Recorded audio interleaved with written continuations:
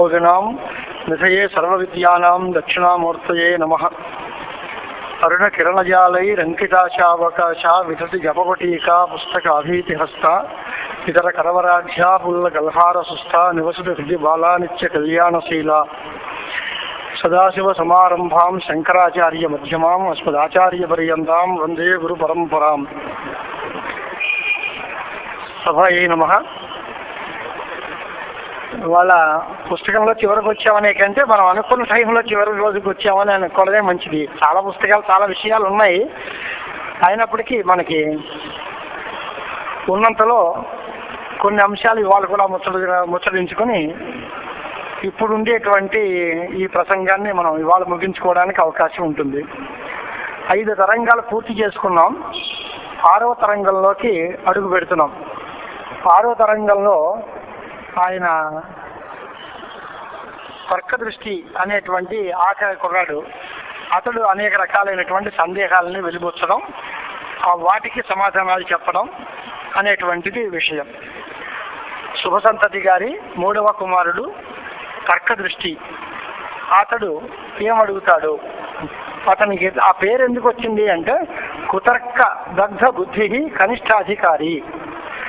అంటే తను ఏదో బాగా తెలివైన వాడిని ఆలోచించుకుంటూ ఉంటాడు తప్ప శాస్త్రం ఏం చెప్పింది, ఉపనిషత్తులు ఏం చెప్పాయి, దాన్ని బట్టి అనుసరించి మాట్లాడాలి అనే ఆలోచన కాకుండా వాడి ఆలోచన ప్రకారం ఇలా అనిపిస్తోంది కదా మా బుద్ధికి అనేటువంటి ప్రశ్నలు చేసేటువంటి వాళ్ళు ఇక్కడ కనిష్ట అధికారులుగా భావింపబడతారు.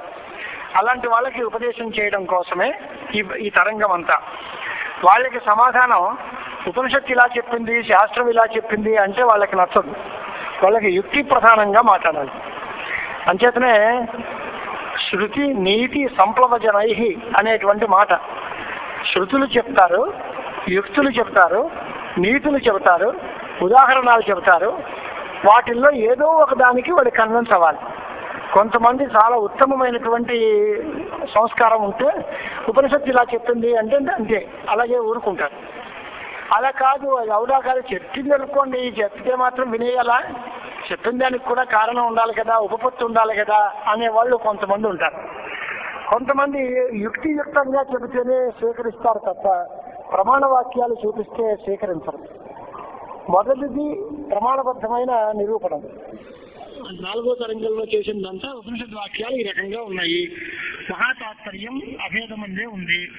ద్వైత వాక్యాలు ఉన్నా వాటికి ఆ అర్థం చెప్పడం కుదరదు అనేటువంటి అభిప్రాయంతో చెప్పారు. తర్వాత కొన్ని ఉపపత్తులు చూపించి 5వ తరంగంలో వాటికి మంచి మధ్యమాధికారికి ఉపదేశం చేశారు.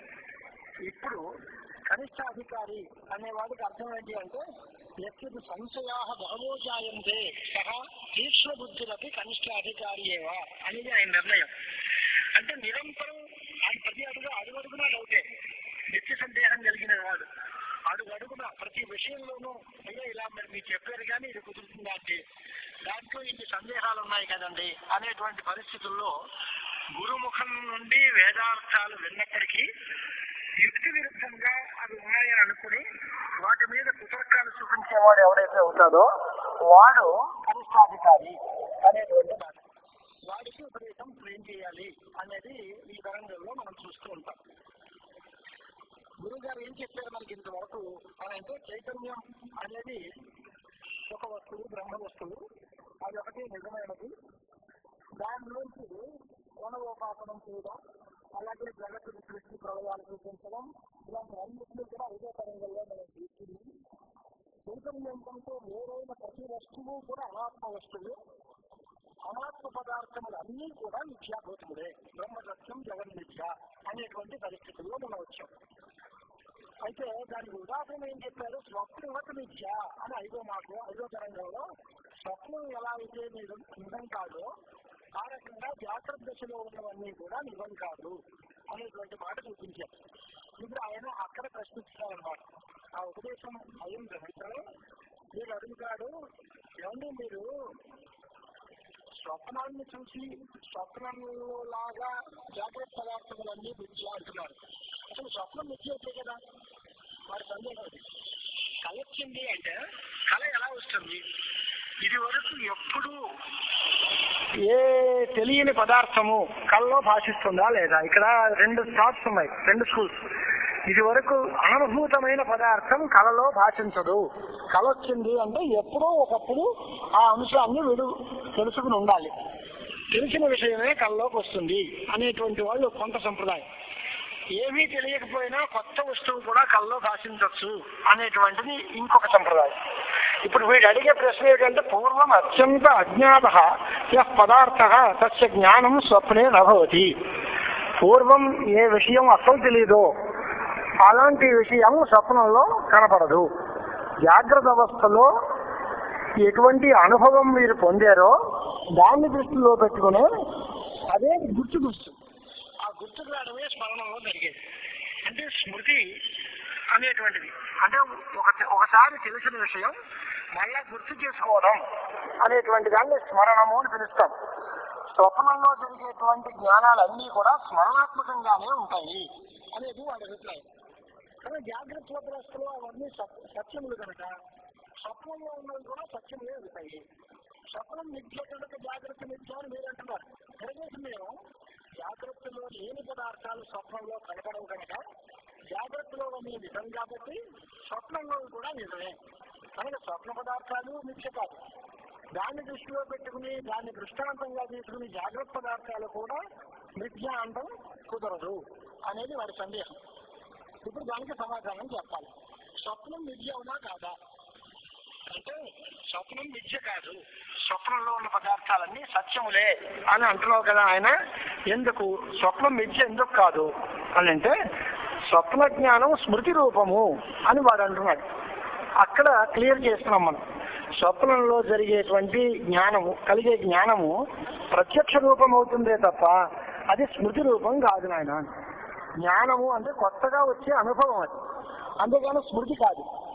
ఇది వరకు ఒకసారి గుర్తు చేసుకున్న విషయం మళ్ళా జ్ఞాపకం వస్తే దాన్ని స్మృతి అంటారు. ఆ స్మృతిలో సంస్కార మాత్రజన్యం జ్ఞానము స్మృతి అని దాని లక్షణం. సంస్కారం వల్ల మాత్రమే పుడుతుంది. కానీ స్వప్నంలో కేవలం సంస్కారం ఒక్కటి పనిచేయదు, దాంట్లో ఇంకా ఇతర అంశాలు కూడా ఉన్నాయి. స్మృతి రూపమైన జ్ఞానం పుడుతుంది అనేటువంటి మాట కుదరదు, ప్రత్యక్షమే అవుతుంది. ఎందుకు అని అంటే అనువ్యవసాయ అనేటువంటి ఓ మాట పారిభాషిక పదం, శాస్త్రీయమైన మాట. ముందు ఓ విషయం చూశాను అనుకోండి, అప్పుడు తర్వాత వీడు దాని మీద ఏం చెప్తాడు, నేను ఈ విషయాన్ని చూశాను అంటాడు. లేదా ఈ విషయాన్ని గుర్తు చేసుకుంటే నేను ఈ విషయాన్ని గుర్తు తెచ్చుకున్నాను అంటాడు తప్ప చూశాను అంటాడు. ఒక గజాన్ని చూస్తే మయా గజ దృష్ట అహం గజం అగ్రాక్షం. లేదు నేను గుర్తు తెచ్చుకున్నాను అంటే అహం అస్మారషం అంటాడు తప్ప అహం అగ్రాక్షం అనే మాట అంటాడు. ఇప్పుడు అయం పర్వతం రమ్యో విరాజతే అని ఉదాహరణ ఇచ్చాడు ఆయన. ఈ పర్వతం చాలా సుందరంగా ఉంది అనుకున్నాడు. తర్వాత జ్ఞాపకం వచ్చింది అనుకోండి, పర్వతం రమ్యం స్మరామి అనాలి. స్మరామి అనేటువంటి మాట లేదు. జాగ్రత్త అనుభూత పదార్థమే కనుక స్మృతిలో వస్తే దాని అనువ్యవసాయ నేను దీన్ని గుర్తు తెచ్చుకున్నాను అనే మాట ఉండాలి తప్ప నేను దీన్ని స్వప్నంలో చూశాను అనే మాట ఉండదు. కానీ లోకానుభవంలో ఎవడు కళ చూసినా కళ నుంచి బయటకు వచ్చిన తర్వాత నేను కలగని ఇన్ని విషయాలు చూశాను అంటాడు తప్ప నేను గుర్తు తెచ్చుకున్నాను అనేటువంటి వ్యవహారం లేదు. పైగా ప్రత్యక్షం రెండు రకాలుగా ఉంటుంది. అభిజ్ఞ ఒకటి, ప్రత్యభిజ్ఞ ఒకటి. అభిజ్ఞ అంటే స్వతసిద్ధంగా ఇంద్రియాలతో సంబంధించిన వస్తువులకి కలిగే జ్ఞానం. ఓ వస్తువుని మనం ఇంద్రియంతో చూస్తాం, వెంటనే కలుగుతుంది జ్ఞానం, దానికి ప్రత్యక్షం అని పేరు. ప్రత్యక్షము వేరు, ప్రత్యభిజ్ఞ వేరు. ప్రత్యభిజ్ఞలో ఒక వస్తువుని మనం చూస్తాం, అదే వస్తువు యొక్క పూర్వానుభూత సంస్కారం కూడా కలిసి వస్తుంది. సగం అంశంలో సంస్కారం ఉంటుంది, సగం అంశంలో ఇప్పుడు ప్రత్యక్షం కలుగుతుంది. అంటే ఇదివరకు నిన్న మనం అనుకున్నాం స్వయం దేవదత్త అని. దేవదత్తుడు కంటి ముందు ఉన్నాడు, దేవదత్తుడి తోటి చక్షు సంయోగం ఉంది, ఆ అంశంలో ప్రత్యక్షం. సహా అనే అంశంలో అప్పుడు అప్పుడు ఆ దేశంలో ఆ కాలంలో ఉన్న దేవదత్తుడు గుర్తుకొచ్చాడు. అంటే అక్కడ ఆ అంశంలో సంస్కారం రెండు కలిపి ఇంద్రియ సన్నికరణ సంస్కారము రెండు కలిపి కలిగే జ్ఞానాన్ని ప్రత్యభిజ్ఞ.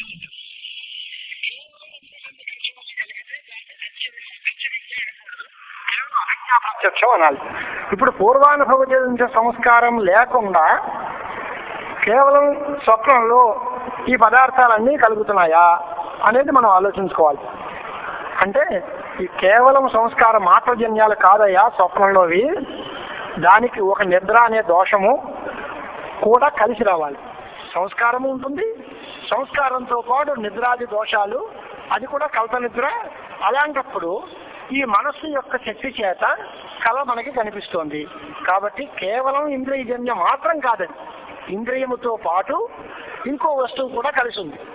ప్రత్యభిజ్ఞలో ఇంద్రియంతో పాటు పూర్వానుభవ సంస్కారం కలిసినట్టుగా, పూర్వానుభవం అంటే స్మృతి అంశంలో సంస్కారజన్యం అవుతుంది, ఏమంశంలో ప్రత్యక్షం అవుతుంది, తత్వాంశంలో స్మృతి రూపంగా ఉంటుంది. ఆ రెండు కలిస్తే ప్రత్యభిజ్ఞ అన్నారు. ఆ రకంగానే స్వప్నంలో కూడా జాగ్రత్త పదార్థ గోచరమైన స్మృతి కాదు. అంటే తాను ఇంతకు ముందు చూసిన వస్తువుల్ని ఇప్పుడు గుర్తు తెచ్చుకోవడం కాదు. దీంట్లో స్మృతి కంటే చిన్న తేడా ఉంది. దీనిలో నిద్రలోంచి లేచినటువంటి మనిషి కల అయిపోయిన తర్వాత నేను నిద్రలో ఏనుగుల్ని చూశాను, గుర్రాలని చూశాను అంటాడు. అంతే తప్ప నిద్రలో గుర్రాలని జ్ఞాపకం తెచ్చుకున్నాను అనే మాట ఉండదు. కాబట్టి స్వప్నంలో జరిగేటువంటి జ్ఞానం స్మృతి రూపం కాదు. స్మృతి రూపం అయితే దానికి ముందు అనుభవం జాగ్రత్త అవస్థలో ఉంది కనుక అవి సత్యము అని నీ భ్రాంతి.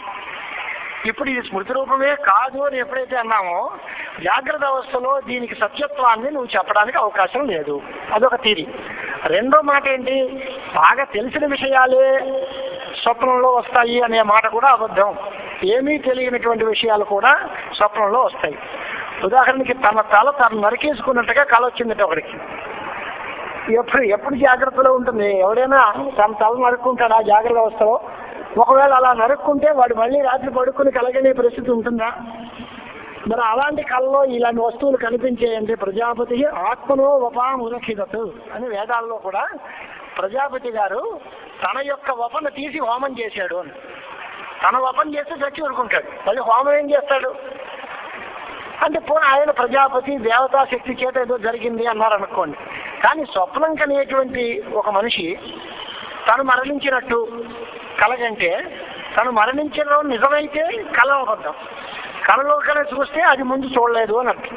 అంచేత స్వప్నములో కనపడే వస్తువులు అంతకు ముందు ఖచ్చితంగా ఉండి తీరాలి అనేటువంటి మాట మనం ఒప్పుకోము. పైగా స్వప్నంలో వాడు ఏంటి అంటే లింగ శరీరం ఒకటి ఉంటుంది. ఈ లింగ శరీరం స్థూల శరీరాన్ని దాటి బయటికి వెళ్తుంది. బయటికి వెళ్ళి అక్కడ ఉండేటువంటి ఆయా వస్తువులతో అన్నిటితోటి సంచరించి తిరిగి వాటి యొక్క జ్ఞానాన్ని పొందుతుంది అనేది వాడి థియరీ. అంటే మనం ఉన్నాం ఇక్కడ, నిద్రపోతున్నాం, మన స్థూల దేహం ఇక్కడే ఉంది. దీనిలోంచి ఓ లింగదేహం మన సినిమాల్లో చూపిస్తూ ఉంటాడు చూడండి, దానిలోంచి ఓ షాడో బయలుదేరి వాడు అక్కడక్కడ తిరిగి వచ్చినట్టు అని చూసినట్టుగా స్వప్నం మనిషి శరీరంలోంచి ఓ లింగదేహం ఒకటి బయటకు వచ్చి ఆ లింగదేహమే అక్కడ అన్ని వస్తువులతోటి తిరిగి వచ్చిన తర్వాత ఆ వాటి యొక్క జ్ఞానాన్ని పొందుతుంది. ఆ లింగదేహము అక్కడికి వెళ్ళి వాటిని అన్నిటినీ నిజంగా చూసింది, అవన్నీ నిజములే అబద్ధం కాదు అనేది వాడి ఆర్గ్యుమెంట్. లింగ శరీరం బయటకు వెళ్ళడం ఏంటయ్యా? ప్రాణాలతో కలిపి వెళ్ళిందా, ప్రాణాన్ని ఇక్కడే పెట్టి వెళ్ళిందా? ప్రాణం వెళ్ళిపోయింది అనుకోండి, మీరు చచ్చిపోవాలి తప్ప నిద్రపోవడం కలవడం ఏంటి? ప్రాణాలు బయటకు పోతే ప్రాణం ఇక్కడే ఉంది అనుకోండి, ప్రాణాలు ఇక్కడే పెట్టేసి లింగ శరీరం బయటకు వెళ్ళడం అనేది సాధ్యం కాదు. లింగ శరీరం అంటే ఏంటి అని అంటే జ్ఞానేంద్రియాలు కర్మేంద్రియాలు వీటితో కలిసినటువంటి ఒక సమూహం. దాంట్లో జ్ఞానేంద్రియాలన్నీ బయటికి వెళ్ళాలి అంటే ప్రాణాలు ఇక్కడే ఉండగా వాటికి కదలిక ఉండదు. కారణం ఏంటి? ప్రాణం క్రియాశక్తి ప్రధానం, జ్ఞానేంద్రియాలన్నీ జ్ఞానశక్తి ప్రధానాలు. వాటికి కదలిక ఒక సంచారం కావాలి అంటే ఈ ప్రాణం వల్ల కలుగుతుంది. అది ఈ ప్రాణవాయువు ఇక్కడే ఉంది, అది వెళ్ళాలి అంటే ఎక్కడికి వెళ్తాయి? దీన్ని తీసుకునే వెళ్ళాలి. వెళితే అంచేత కేవలం లింగ శరీరంలో ఉండేటువంటి జ్ఞానేంద్రియాలు ఆ పర్వతం దగ్గరికి వెళ్ళేయి, ఏనుగులను చూసేయి, గుర్రాలను చూసేయి అంటే ఈ సరైనటువంటి సిద్ధాంతం కాదు. ఎందువల్ల ప్రాణమే వీటన్నిటికీ స్వామి. మనం చిన్నప్పుడు కథలు చదువుకునేవాళ్ళం, కాలు గొప్ప, చేతులు గొప్ప, ముక్కు గొప్ప, పొట్ట గొప్ప అంటే అన్నిటికంటే కూడా ప్రాణం గొప్పది. ప్రాణము యొక్క శ్రేష్ఠత్వాన్ని స్వేషు కశ్రేష్ఠ కోన శ్రేష్ఠ అనేటువంటి ప్రశ్న బ్రహ్మసూత్ర భాష్యంలో కూడా చిట్ట చివరుండి ప్రాణ ఏవ న శ్రేష్ఠ అని ఇంద్రియాలన్నీ ఒప్పుకున్నట్టుగా కథ ఉంది. అంచేత బృహదారణ్యకంలో కానీ బ్రహ్మసూత్ర భాష్యంలో కానీ ప్రాణమే చాలా గొప్పది. అంచేత సూక్ష్మ సంఘాతానికి రాజు లాంటిది ప్రాణం. ప్రాణం శరీరంలో ఉన్నంత కాలం అంతఃకరణం కానీ జ్ఞానేంద్రియాలు కానీ ఆ శరీరంలోంచి బయటికి రావు. బయటకు వెళ్ళి అవన్నీ చూసి నిజమైన జ్ఞానాన్ని పొందేయి అని నువ్వు అంటే ప్రాణాలు కూడా బయటికి పోయాయి అనాలి. అలా జరగడం సాధ్యం కాదు. కాబట్టి స్వప్నంలో నీ లింగదేహం బయటకు వెళ్ళి ఆయా వస్తువులన్నిటినీ తెలుసుకుంటోంది అనేటువంటి నీ సిద్ధాంతం కూడా అబద్ధమే. పైగా స్వప్నకాలంలో స్థూలదేహం ప్రాణసహితంగా ఉంది అనేవాళ్ళు పక్కన ఉన్న వాళ్ళు అందరూ కన్ఫర్మ్ చేస్తారు, వీడు బతికే ఉన్నాడు, నిద్రపోతున్నాడు అని అంటారు తప్ప వీడు చచ్చిపోయాడు, వీడి ప్రాణాలు బయటికి పోయాయి అని ఎవడు అనడం. అంచేత ప్రాణాలు బయటికి వెళ్ళాయి అని అబద్ధం. ప్రాణాలు వెళ్లకుండా జ్ఞానేంద్రియాలు కానీ అంతఃకరణం కానీ బయటికి వెళ్ళడం అనేది అబద్ధం. అందుచేత జాగరణ అనంతరం ఏం చేసినా ఇవన్నీ మిథ్య అనే అనాలి కానీ సత్య పదార్థాలను చూసాము అనేటువంటి మాట ఎప్పుడూ కుదరదు. కాబట్టి స్వప్నంలో జాగ్రత్తలో చూసిన పదార్థములే తెలియపడతాయి అనేటువంటి మాట కూడా తప్పే. స్వప్నంలో త్రిపుటి సముదాయం అంతా అప్పటికప్పుడు పుడుతుంది. త్రిపుటి అంటే తెలుసుకునేవాడు, తెలియబడే వస్తువు, జ్ఞానము, జ్ఞేయము, జ్ఞాత. ఈ మూడు కొత్తగా పుడతాయి. స్వప్నంలో ద్రష్ట వేరు, దృశ్యం వేరు, జ్ఞానం వేరు. ఇదంతా కూడా అప్పటికప్పుడే పుడతాయి. ఈ అర్థం మాండూక్యంలోను బృహదారణ్యకంలోనూ కూడా అంతఃప్రజ్ఞ అనేటువంటి మాట. సయత్ర ప్రస్వభితి అస్యలోకస్య సర్వం మాత్రాం అపాదాయ స్వయం విహత్య స్వయం నిర్మాయ స్వేన భాష స్వేన జ్యోతిష ప్రస్వభితి అత్ర అయం వృష స్వయం జ్యోతి అనేటువంటిది బృహదారణ్యక వాక్యాలు అనుకోండి. సరే, అలాగే పెడితే ఇప్పుడు ఈ పదార్థాల్లో మనం ఏం తెలిసినట్టయింది అంటే స్వప్నం మిథ్య అని సాధించారు. పూర్వపక్షి స్వప్నం సత్యం కనుక స్వప్నంలాగా జాగ్రత్త పదార్థాలు కూడా సత్యములు అనేటువంటి యుక్తి చూపించారు. స్వప్నం మిథ్య అని ఎప్పుడైతే అన్నామో దానిలాగా అసత్పదార్థములన్నీ దాన్ని దృష్టిలో పెట్టుకుంటే జాగ్రత్తలో అన్నీ కూడా భ్రమాత్మకములే అనేటువంటి మాట మనం చెప్పుకోవాల్సి వస్తుంది. అయితే ఇంకొక ప్రశ్న అడిగాడు మనకి.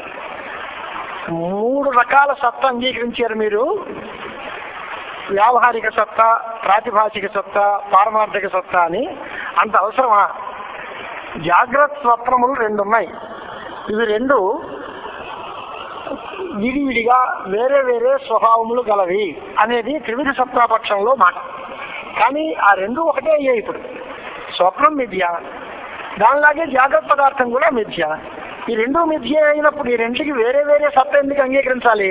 అంచేత సత్తా ద్వయమే అంగీకరిద్దాం. ఒకటి పారమార్థిక సత్తా, రెండోది వ్యావహారిక సత్తా.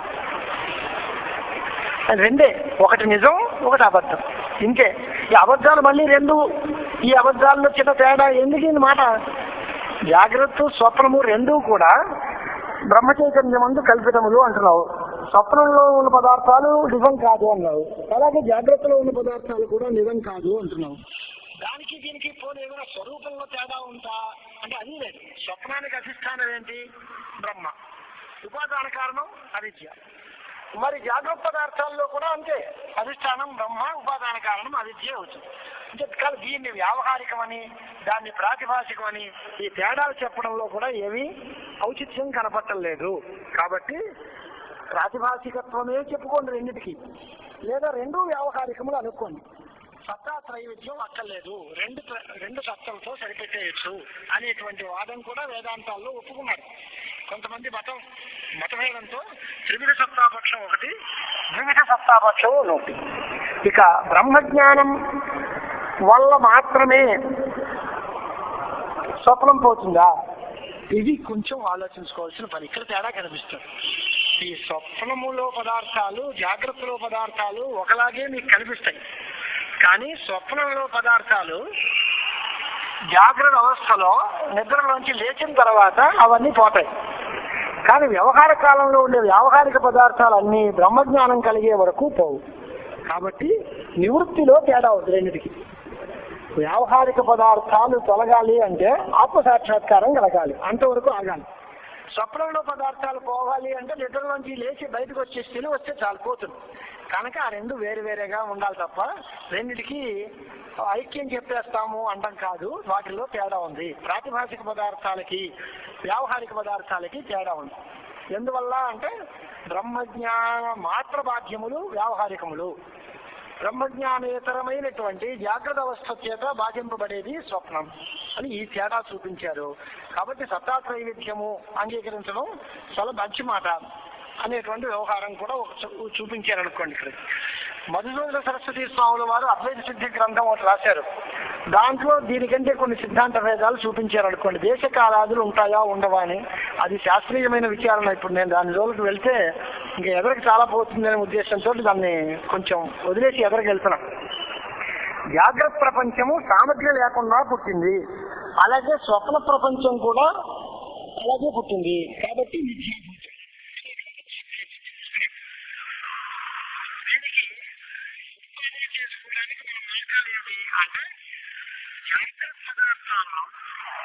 పదార్థాలు ఎప్పుడు పుడతాయి, వాటి జ్ఞానం ఎప్పుడు పుడుతుంది, ఇది తెలుసుకోవాల్సిన విషయం. ఉన్న వస్తువు ఒకటి ఉంది. వస్తువు పుట్టిన తర్వాత వస్తువు యొక్క జ్ఞానం కలుగుతుంది అనేది లోకం తాలూకు పద్ధతి. కానీ దృష్టి సృష్టివాదం అని ఒక వాదం ఉంది. అక్కడ పదార్థము పుడుతూనే పదార్థ జ్ఞానం కూడా పుడుతుంది. జ్ఞాన సమకాలంలోనే పదార్థాలు పుడతాయి. అంతేతప్పుడు ముందు పదార్థం పుట్టి తర్వాత దాని యొక్క జ్ఞానం కలిగింది అనేటువంటి మాట కుదరదు. పదార్థములన్నీ జ్ఞాన సమకాలమే పుడతాయి. అజ్ఞాతమైన సత్త లేదు కనుక రెండో వరకు ఆగాల్సిన పనేమీ లేదు అనేటువంటి ఒక మాట. పైగా ముఖ్యమైన సిద్ధాంతం ఏది అంటే ఈ దృష్టి సృష్టివాదంలో పరిణామాలు, ఆరంభవాదం, పరిణామవాదం, వివర్తవాదం అనేటువంటి అవాంతర సిద్ధాంతాలు కూడా చాలా రకాలుగా ఉంటూ ఉంటాయి. దీంట్లో చైతన్యాభాసం వల్ల అన్ని పదార్థాలు కనిపిస్తున్నాయి. దీంట్లో జాగ్రత్త పదార్థములలో కూడా ఒక పదార్థం మరొక పదార్థానికి కారణం, ఇంకొక పదార్థం ఇంకొక పదార్థానికి కారణము అని మనం అనుకుంటాం. మట్టి కొండకు కారణం, లేకపోతే ఏదో బంగారం ఆభరణాలు చేసుకోవడానికి కారణము, ఇలాంటివి అనుకుంటున్నాం మనం. కానీ ఈ లోపల వీటిల్లో వీటికి కార్యకారణ భావాలు చెప్పడం అంత సరి అయినది కాదు.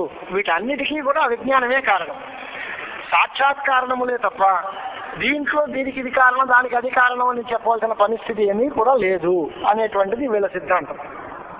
అంచేత జాగ్రత్త స్వప్నము రెండిటికి పోలికుంది. జాగ్రత్త ఎలాంటిదో స్వప్నం కూడా అలాంటిది. ఇప్పుడు ఒక స్వప్నం ఉంది. ఆ స్వప్నంలో వాడికి ఆవు ఉందట. ఆ ఆవు ఈనింది, ఓ దూడ కన్నింది. అలాగే వాళ్ళ అమ్మాయికి ప్రసవం అయింది, ఏదో మనవడో మనవరాలో పుట్టాడు అనేటువంటి ఒక కళ వచ్చింది. ఇప్పుడు స్వప్న పదార్థములలో ఆ గోవు కానీ ఆ భార్య కానీ వీళ్ళందరూ కూడా ఎంతో కాలం ఉంటారా? కారణత్వం ఉంటుందా? వాటికి పుట్టే సంతానానికి ఆ అమ్మాయి కారణము లేదా ఈ దూడకి ఆవు కారణము అనేటువంటి అంశం ఎంతకాలం మీరు గమనిస్తారు అంటే ఆ స్వప్నం ఉన్నంతకాలమే, ఆ తర్వాత ఏం లేదు. అలాగే దృష్టి కాలంలో పుట్టినటువంటి ప్రతి పదార్థాలకి వస్తుతః ఒకటి ముందుంది తర్వాత ఇంకోటి తయారైంది అనేటువంటి మాట లేదు. అన్నీ ఒకే క్షణంలో ఒకే కాలంలో పుడతాయి. కారణము అనేది ఎప్పుడూ కూడా కార్యం కంటే ముందు ఉండాలి. కార్యము అనేది తర్వాత పుడుతుంది, దానికంటే ముందు నియత పూర్వవృత్తి కారణం అవుతుంది. కాబట్టి స్వప్నంలో జరిగేటువంటి ప్రతి పదార్థము కూడా సాక్షాత్తుగా అవిద్యా కార్యమే. ఇది మెయిన్ సిద్ధాంతం ఆయనకు కావాల్సినది. అజ్ఞానం వల్ల మాత్రమే స్వప్న పదార్థాలన్నీ భాషిస్తున్నాయి. అలాగే జాగ్రత్త పదార్థములన్నీ కూడా అజ్ఞానము చేతనే సాక్షాత్తు కలుగుతున్నాయి. ఈ పదార్థములు వాటి యొక్క జ్ఞానము ఒకే టైంలో జరుగుతాయి తప్ప పదార్థాలు ముందు పుట్టాయి తర్వాత వాటి యొక్క జ్ఞానం కలిగింది అనేటువంటి మాటను మేము ఒప్పుకోం. అలా కనుక ఒప్పుకుంటే పదార్థాలకి సత్యత్వం వస్తుంది. అలా కాకుండా దృష్టి సృష్టివాదాన్ని అంగీకరించి సృష్టి స్థితులన్నీ కూడా ఈ పద్ధతినే మనకి సమర్థిస్తున్నాయి. కాబట్టి ప్రతి పదార్థ తస్మాత్ స్వప్నే ఇవ జాగ్రత్తపి స్వప్న ఇవ జాగ్రత్తపి సాక్షాత్ అవిద్యా కార్యమేవ. పదార్థములకు విడిగా పారమార్థిక సత్త మేము ఒప్పుకోము అనేటువంటి మాట చెప్తారు. దృష్టి సృష్టివాద ఏవ అంగీకార్య. అంటే జాగ్రత్త పదార్థాలు కూడా కార్యకారణాలు ఏమీ లేకుండా జరగవు కాబట్టి అవిద్యా కార్యభూతములే అన్నీ కూడా ఉంటాయి. శుక్తి రజితం ఎలా అయితే తయారైందో, ఎలాగైతే స్వప్నంలో పదార్థాలు ఎలా తయారయ్యాయో, అలాగే సాక్షాత్తు అవిద్య వల్లే ఈ జగత్తులో ఉండేటువంటి వస్తువులన్నీ తయారవుతున్నాయి. వాటికి కాలాంతరంలో పదార్థములు ఉత్పత్తి, వాటి యొక్క జ్ఞానం తర్వాత అనేటువంటి సిద్ధాంతాన్ని మేము అంగీకరించడం లేదు. అజ్ఞాతమైన సత్త లేదు. అజ్ఞాత సత్తా అంటే తెలియబడకుండా పదార్థం ఉంటే దానికి తెలియబడని ఉనికి. ఈ విషయం వస్తువు ఉంది కానీ మాకు తెలియలేదు. అలాంటి పదార్థాలు జాగ్రత్త అవస్థలో ఏ పదార్థములు ఉండవు అనేది వీళ్ళ సిద్ధాంతం. జ్ఞాత సత్తే తప్ప అద్వైత సిద్ధాంతంలో అజ్ఞాత సత్త ఒక్క బ్రహ్మకి మాత్రం ఉంటుంది. ఇంక దీనికి వీటికి ఎవరికీ ఉండదు. బ్రహ్మ ఒక్కటే మనకి తెలియబడకుండా కూడా ఉంది. తకమా వస్తువులు ఉన్నాయి అంటే తెలియబడుతూనే ఉంటాయి, తెలియబడలేదు అంటే లేవనే అర్థం దానికి. అంతే తప్ప మనకి తెలియకుండా వస్తువులు కొన్ని ఉన్నాయి అనేటువంటి అంగీకారం ఒప్పుకోము. అద్వైతవాదే అయమేవ సిద్ధాంత పక్ష, అస్మిన్ పక్షే సత్తా ద్వైవిధ్యమేవ నా సత్తా త్రైవిధ్యం అనేది ఒక సంప్రదాయం. అంచేత తృతీయమైన వ్యావహారిక సత్తా అంగీకరించక్కర్లేదు అనేటువంటి ఒక పక్షం చెప్పారు. దీంట్లో మనకు కావలసిన మాట ఏంటి అంటే, గురు వేదాంతాది వాక్యములు మిథ్యాభూతములు అవునా కాదా అని అసలు మూల ప్రశ్న అక్కడ వచ్చింది 5వ తరంగంలో. గురువులు సత్యమా, వేదాంత వాక్యాలు సత్యమా? ఈ సత్యమైనటువంటివి అయితే అద్వైత హాని కలుగుతుంది, అవి కాదు అవన్నీ అబద్ధములు అంటే వాటి వల్ల మాకు ప్రయోజనం దక్కదు అనేటువంటి ప్రశ్న కదా మనకు ముందు చేసాడు వాడు. అంటే దానికోసం మనం ఏం చేయాలి అంటే, సంసారము స్వప్నం లాంటిది అని అంటే అనాది కాలం నుంచి ఉంది అనేటువంటి మాట ఒకటి కుదరదు. స్వప్నం అందరికీ అనుభవించబడేది ఏదో ఒకప్పుడు వస్తుంది, ఒకప్పుడు పోతాం. వ్యావహారికమైన జగత్తు స్వప్నం లాంటిది అంటున్నావు నువ్వు. అంటే ఏదో ఒకప్పుడు వచ్చి ఒకప్పుడు పోయేది అన్నది. అలా లేదే. సంసారస్య అనాదిత్వాత్ ఈశ్వరస్య సర్వజ్ఞత్వాత్, సంసారం అనాది కాలము నుంచి ఉంది, అనాది అంటున్నాం కదా. ఇంకెలా కుదురుతుంది? స్వప్నం లాంటిదే జాగ్రత్త అంటే సంసారం అనాది అనేటువంటి మాట ఎలా కుదురుతుంది? పైగా సంసారం అనాది కాదు, స్వప్నంలో వచ్చినట్టుకే దానంతరం అదే పోతుంది అంటే సంసార బంధాన్ని పోగొట్టుకోవడానికో మోక్షం పొందడానికో ఈ వేదాంత శ్రవణము, మననము, నిధిధ్యాసనము ఇలాంటివన్నీ కూడా వ్యర్థమైపోతాయి అనేటువంటిది వాటి పూర్వపక్షం తాలూకు ఆఖరి స్థితి. అంటే ఇప్పుడు ఏం చేస్తున్నట్ల, స్వప్నం లాంటిదే జాగ్రత్త అని మీరు అన్నారు. స్వప్నం లాంటిది జాగ్రత్తే కనుకైతే స్వప్నం మన ప్రయత్నం అక్కర్లేకుండా దాని అంతా అదే పోతుంది. దానికోసం వేదాంతాలు వినక్కర్లేదు, గురువుల్ని ఆశ్రయించక్కర్లా. అలాగే జాగ్రత్త అవస్థ కూడా అలాగే పోతుంది. అప్పుడు మోక్షం దానందరూ అదే వస్తుంది. దీనికోసం మళ్ళీ గురువులు, వేదాంతాలు ఇవన్నీ ఎందుకు? శ్రవణాది అనుష్ఠానం వ్యర్థమైపోతుంది అనేటువంటి సంప్రదాయం వాడు చెప్తున్నాడు. వాడికి మనం సమాధానం చెప్పాలి. గురు ఉత్తరమాహ, ఈ పక్షంలో బంధమోక్షాలు, గురు వేదాంతాదులు అన్నీ కూడా మేము అంగీకరించడం లేదు, అవన్నీ నిజం కాదు. చైతన్యం ఒక్కటే నిత్యముక్తమైన వస్తువు ఉంది. దానివల్ల ఆత్మ ఎప్పుడూ అసంగంగానే ఉంటుంది.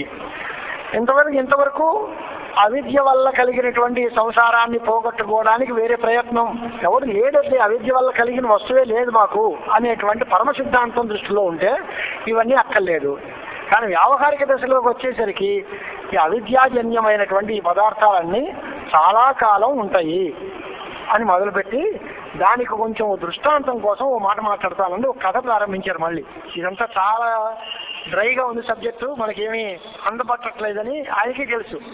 అంటే దీనికోసమని ఒక కథ మొదలుపెట్టాడు. ఎలాగా అని అంటే, అగ్రథ దేవుడు అని ఒక ఆయన అంటారు. వాడి పేరు అగ్రథ దేవ. గ్రథ అంటే కాంక్ష లేదా వాంఛ అని అర్థం, ఇచ్చ, కోరిక అని అర్థం. కోరిక లేనివాడు.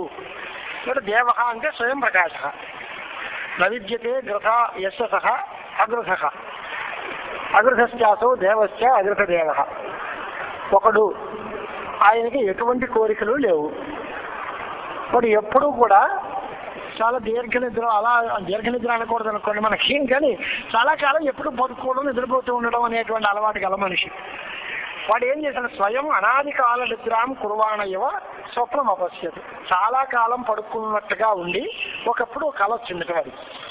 స్వప్నంలో ఏమనుకున్నాడు అనంటే, నేను చండాలుణ్ణి, నేను చాలా దుఃఖాన్ని అనుభవిస్తున్నాను, నా ఒళ్ళంతా కూడా పురుగులతోటి చాలా బాధపడుతోంది, భయంకరమైనటువంటి అరణ్యంలో నేను ఇటు అటు తిరుగుతున్నాను, నాకు ఏ రకమైనటువంటి శారీరక సుఖం కానీ ఆనందం కానీ లేదు అనేటువంటి ఆలోచన కలిగింది.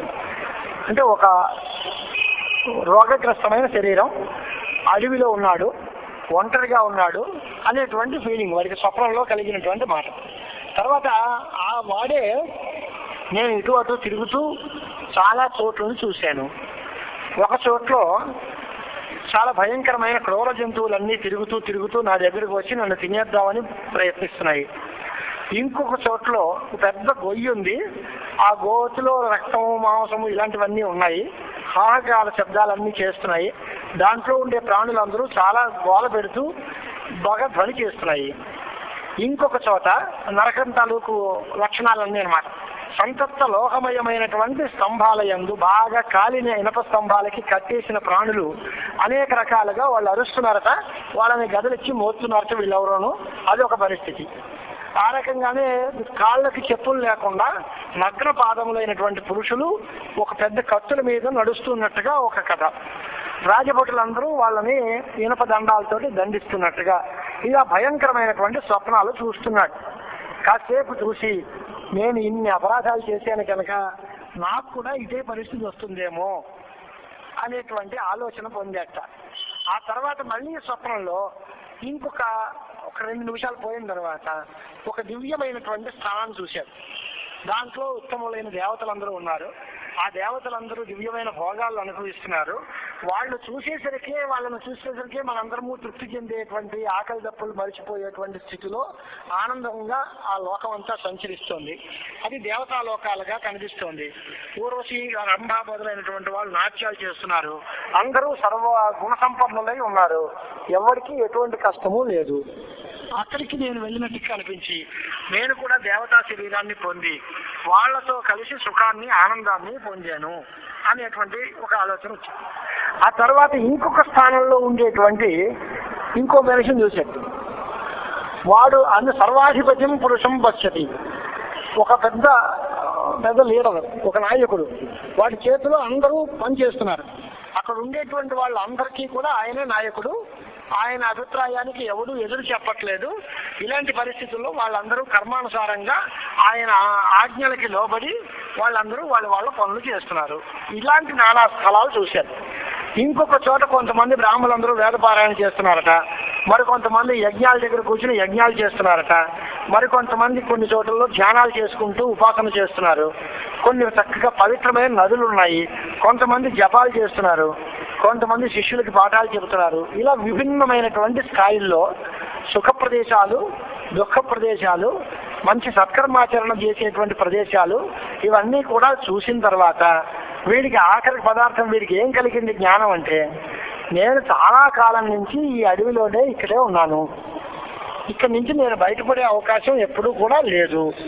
కాబట్టి నేను ఈ వనాన్నంతటినీ పరమేశ్వరుడు నశింపజేయగా చిట్ట చివరికి నేను ఇక్కడ ఉండి దాంట్లో ఆ స్వప్నంలో ఉండేటువంటి దేవతాలోకాలను వెళ్ళి అవన్నీ నేను ఎలా పొందుతాను అనేటువంటి ఒక కోరిక పుట్టింది. ఎప్పుడూ కోరిక లేని మనిషికి కోరిక అయిన తర్వాత వారం వారం ఆత్మనో జనన మరణ ప్రవాహపాతం శ్రుత్వా అద్భుతదేవ ఏవం విచారయతి తేనోపాయేన అహమస్మాత్ వనాన్ని నిర్గచ్చేయం. ఈ అడవిలోంచి నేను ఎలా బయటకు వస్తాను, దీనికి మార్గం ఏమిటి అని ఆలోచిస్తూనే ఉన్నాడు. ఆ తర్వాత ఒక సద్గురువు ఆయనకి కల్లో కనపడ్డాడు. ఆయన్ని ఈయన సేవించాడు, ఆయన ఉపదేశం చేశాడు. చేసిన తర్వాత ఈయనకి మార్గం సుగమమైంది. ఆ మార్గంలో వీళ్ళు సంచరించాడు. ఇంత పెద్ద కళ. విధివత్ ఉపసన్నాయ తస్మై శిష్యాయ ఆచార్య దేవవాణిమయం విద్యాభూత వేదాంత గ్రంథం ఉపదిదేశ. గురువు అబద్ధం, వేదాంత గ్రంథం అబద్ధం. వీడి కళలోనే ఇన్ని జరిగేది. చాలా కాలం నుంచి ఉండేటువంటి ఒక పెద్ద కళ.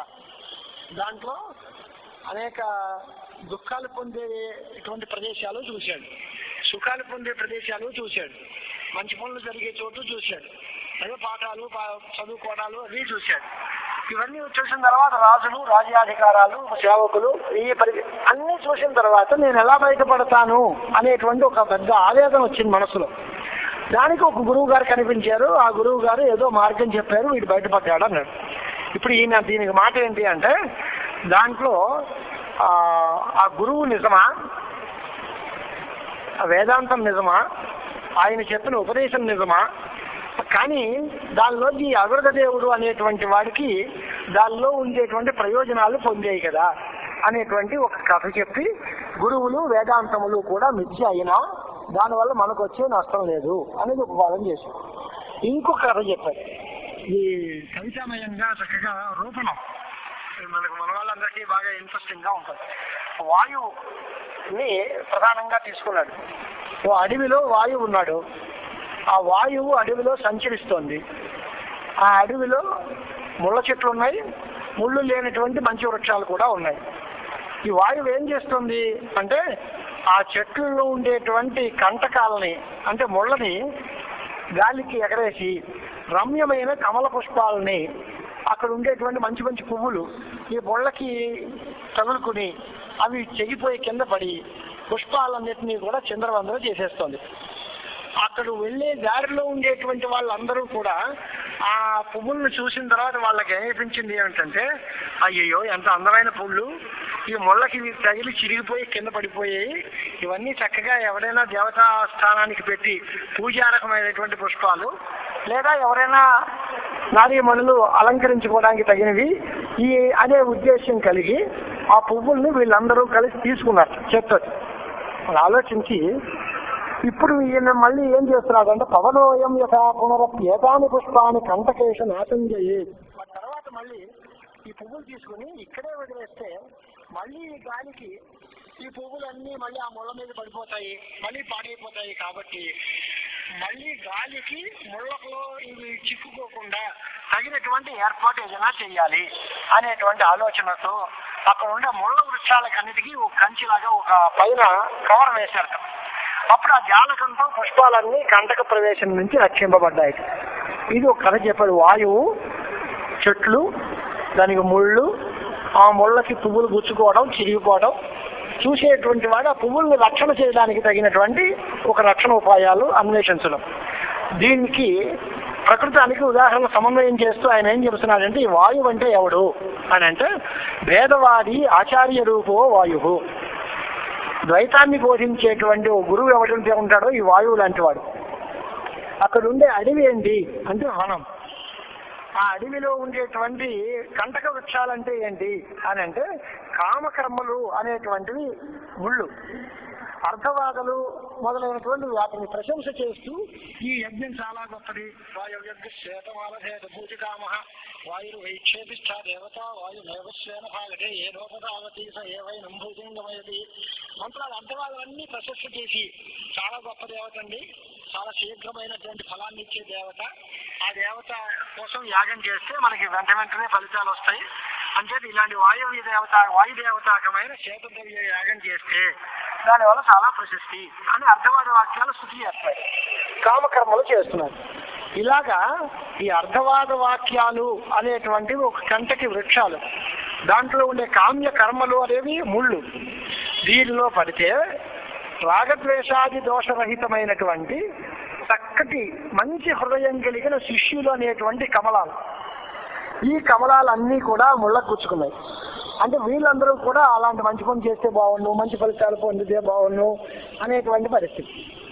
అప్పుడు వీళ్ళకు ఉండేటువంటి మంచి చోటు ఏంటి అంటే శాంతి, దాంతి మొదలైన సద్గుణాలు.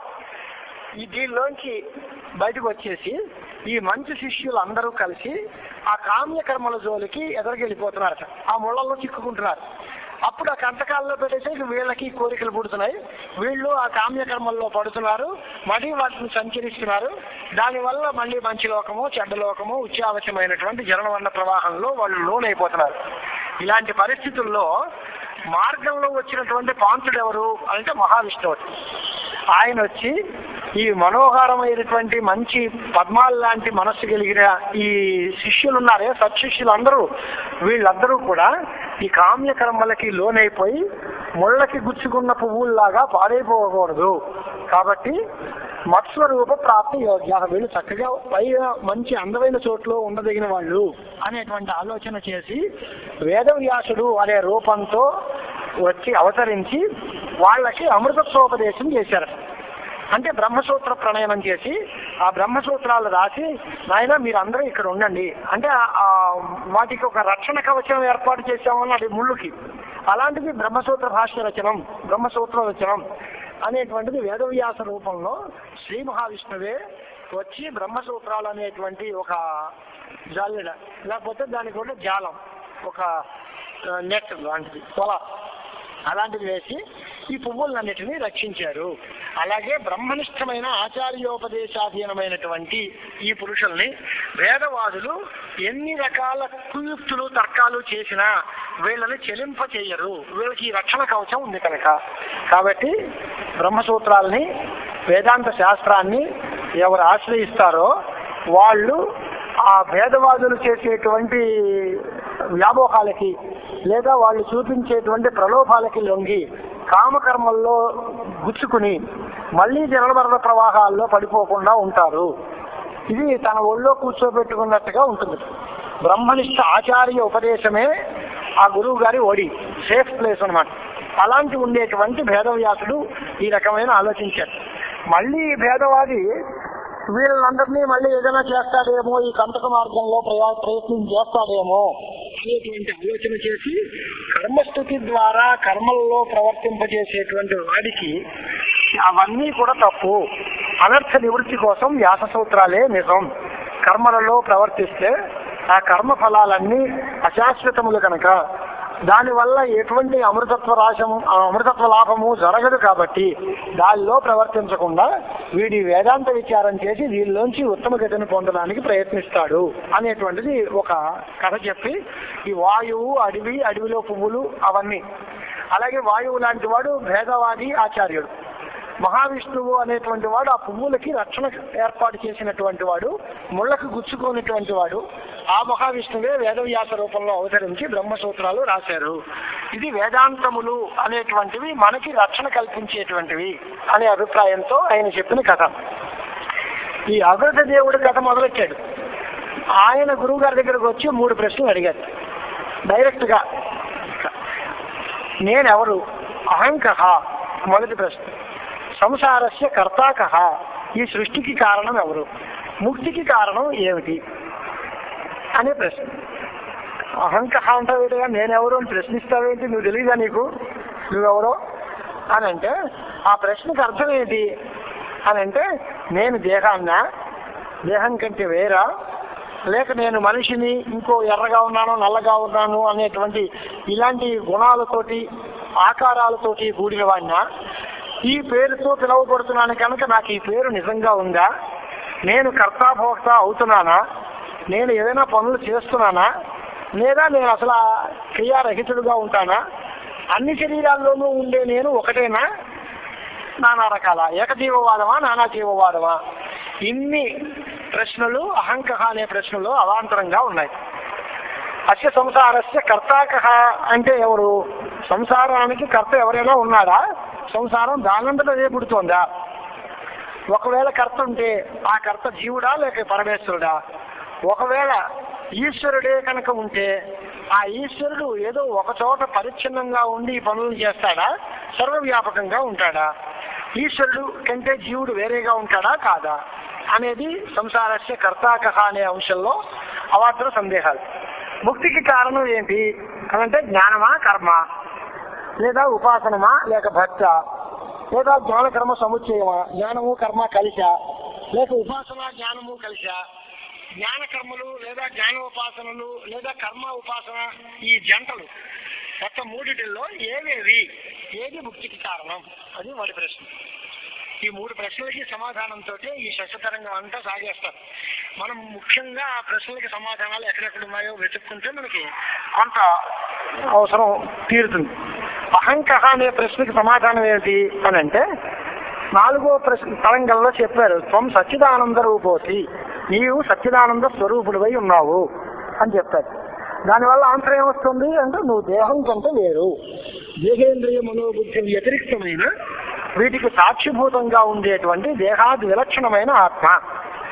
దేహంలో జడ రూపంలో దుఃఖం ఉంది, ఆత్మ సచ్చిదానంద స్వరూపుడు కనుక దేహం ఆత్మ కాదయ్యా, దేహం జడం, ఆత్మ చేతనం.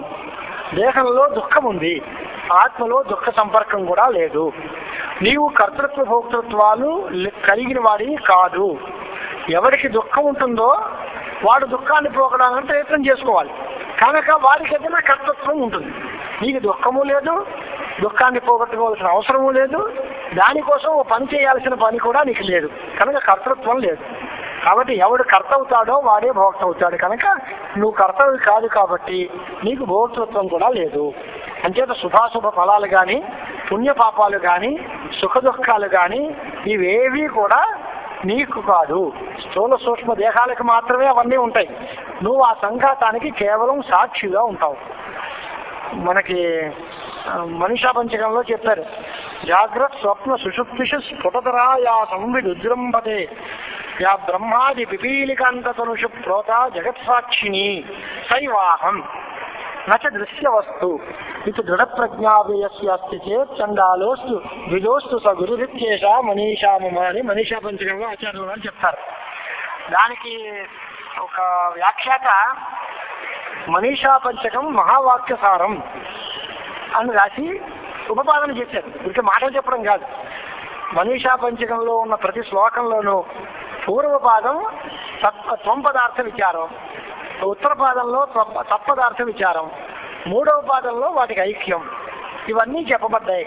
జాగ్రత్త స్వప్న సుషుప్తిషు స్ఫుటతరా యా సంవిడుజృంభతే అని జ్ఞానం సంవిత్తని, యా బ్రహ్మాది పిపీలికాంతతనుషు ప్రోత జగత్సాక్షిని అంటే ఆత్మ, అయమాత్మ బ్రహ్మ అనేటువంటి మాట తెలుస్తుంది. దీనిలో ఒకటి జ్ఞానము, ఆ జ్ఞానమే బ్రహ్మము. వాటికంటే తేడాలు శైవాహం సంవిదేవ సచ్చిదానంద రూపుడు, చిదేవ బ్రహ్మ చిద్రూపిణి, ఆ చిత్స్వరూపమే బ్రహ్మము అనేటువంటి ఐక్యం చెప్పి శైవ యశబ్ద తచ్చబ్దాలు ఇంకో సారస్యం కూడా చెప్పారు ఆయన. దక్షిణామూర్తి అష్టకంలో కానీ శంకరాచార్యుల రచనలలో కానీ సాధారణంగా ఈ యశబ్దాలు తచ్చబ్దాలు వాడుతూ ఉంటారు. ఇది ఎందుకు అంటే ఇది యశబ్దం చేత చెప్పబడినటువంటి వాడు, తత్శబ్దం చేత చెప్పబడేటువంటిది, ఈ రెండిటికి ఐక్యం నిత్య సన్నిహిత శబ్దాలు కనుక అవి ఐక్యాన్ని బోధిస్తాయి. కాబట్టి జీవబ్రహ్మ ఐక్య బోధన ముందు ఆయన మహాతాత్పర్యం ఉంది. అంచేది ఎప్పుడైనా ఆ జీవుడు ఎన్నెన్ని లక్షణాలతో కనపడే జీవుడైతే ఉన్నాడో, లేదా ఆ లక్షణాలతో కలిగిన పరమాత్మ ఏదైతే ఉందో ఆ రెండు ఒకటే అని చెప్పడం ఆయన ఉద్దేశం. అంచేత సర్వత్రా కూడా ఈ యశబ్ద తత్శబ్దాలు పెట్టి తస్మై శ్రీ గురుమూర్తయే నమ ఇదం శ్రీ దక్షిణామ, తస్మై ఎందుకయ్యా అంటే తస్మై ప్రసిద్ధాయ అని చెప్పేస్తాం మనం. తస్మై అనేది దానికోసం కాదు వాడింది, ఆ జీవాభిన్నుడైన బ్రహ్మకు నమస్కారం. అద్వైతాన్ని బోధించడం ఆయన అడుగడుగునా చేస్తూ ఉంటారు పని. కాబట్టి యశబ్దాల్ని తత్శబ్దాల్ని ఎక్కువ వాడతారు అనేటువంటి ఒక ఆలోచన కూడా వ్యాఖ్యాతల్లో కనిపిస్తూ ఉంటుంది. ఈ ఆత్మ సర్వవ్యాపకం. ఇక్కడ సాంఖ్యులు ఏం చెప్తున్నారంటే అకర్త అభోక్త అనేటువంటి ఆత్మకి జీవనానాత్వాన్ని ఒప్పుకుంటారు వాళ్ళు. ఇది చాలా పెద్ద కన్ఫ్యూజన్. ఏకజీవవాదమా నానాజీవవాదమా అనేది చాలా గొప్ప సిద్ధాంతం. ఎందుకంటే ఒకటే జీవుడు అన్నాడు అనుకోండి, వాడికి జ్ఞానం కలిగితే వాడు ముక్తులైపోతే సర్వ ప్రపంచం ముక్తిదే, ఇంకా మొత్తం ప్రపంచం లేకపోవాల్సి వస్తుంది. లేదా వాడికి కనుక జ్ఞానం కలగలేదు అంటే ఎవడూ ముక్తి పొందలేదు అనే పరిస్థితి వస్తుంది. ఏకజీవవాదంలో ఈ పేచీలు ఉన్నాయి. ఒక జీవుడు ఉన్నది ఒకే జీవుడు అన్ని శరీరాల్లో, ఆ జీవుడికి జ్ఞానం కలిగి వాడు ముక్తి పొందిపోయాడు అంటే సర్వేకు ముక్తాహ ప్రమేయు. అలా కాలేదు, వాడి జ్ఞానం కలగలేదు అంటే అనిల్ మోక్ష ప్రసంగ, మోక్షమే లేదు అనాల్సి వస్తుంది. అది తప్పు కదా అని అంటే అది కాదు నేను చెప్పింది, జీవుడు ఒకడే కానీ శరీర భేదైన అంతఃకరణం మారుతూ ఉంటుంది. ఏ అంతఃకరణంతో ఉన్న జీవుడికి జ్ఞానం పుట్టిందో వాడు మాత్రమే ముక్తి పొందుతాడు తప్ప ఇతర అంతఃకరణాల్లో అశుద్ధి ఉన్నంత కాలం వాళ్ళందరూ మోక్షాన్ని పొందారు అనేటువంటి ప్రమాదం లేదు. ఏకజీవవాదంలో కూడా అంతఃకరణ నానాత్వం చెప్తాం కనుక అంతఃకరణాలని బట్టి ఎవడి అంతఃకరణంలో జ్ఞానం కలిగిందో వాడు ముక్తిని పొందుతాడు. ఎవరి అంతఃకరణం అశుద్ధంగా ఇంకా రాగద్వేషాలతో కూడి ఉంటుందో వాళ్ళకి ఆ రకమైనటువంటి మోక్షం రానే రాదు అనే పక్షం చెప్పి దీంట్లో సాంఖ్య సిద్ధాంతం చూపించారు, తార్కిక సిద్ధాంతం చూపించారు. తార్కిక సిద్ధాంతంలో ఏకవింశతి దుఃఖధ్వంసో మోక్ష అని 21 రకాల దుఃఖాలు ఉంటాయి. దుఃఖ కారణములను కూడా దుఃఖములనే పిలుస్తారు, దాంట్లో సుఖం కూడా దుఃఖం అనే పిలుస్తారు. వీటిని అన్నిటినీ పోగొట్టుకోవడమే మోక్షము అనేటువంటి పరిస్థితుల్లో నైయాయిక సిద్ధాంతం చూపించారు, వైశేషిక సంప్రదాయం చూపించారు. ఇవన్నీ చూపించి వీటి తర్వాత ఆత్మ అనేటువంటిది మధ్యమ పరిమాణంగా ఉంది. అణు పరిమాణం అయితే దాని చాలా చిన్నది, కనపడంది కనుక దాంట్లో ఉండేటువంటి జ్ఞాన సుఖాదులు మనకి తెలియకపోతాయి. ఆత్మ సర్వవ్యాపకము అని కనుక అన్నట్లయితే అది చాలా పేచీగా ఉంటుంది. కనుక భోగ సాంకర్యం లేకుండా ఉండటం కోసం మధ్యమ పరిమాణంగా ఆత్మ ఉన్నాడు అనేటువంటి వాదాలు కొన్ని రకాలు ఉన్నాయి.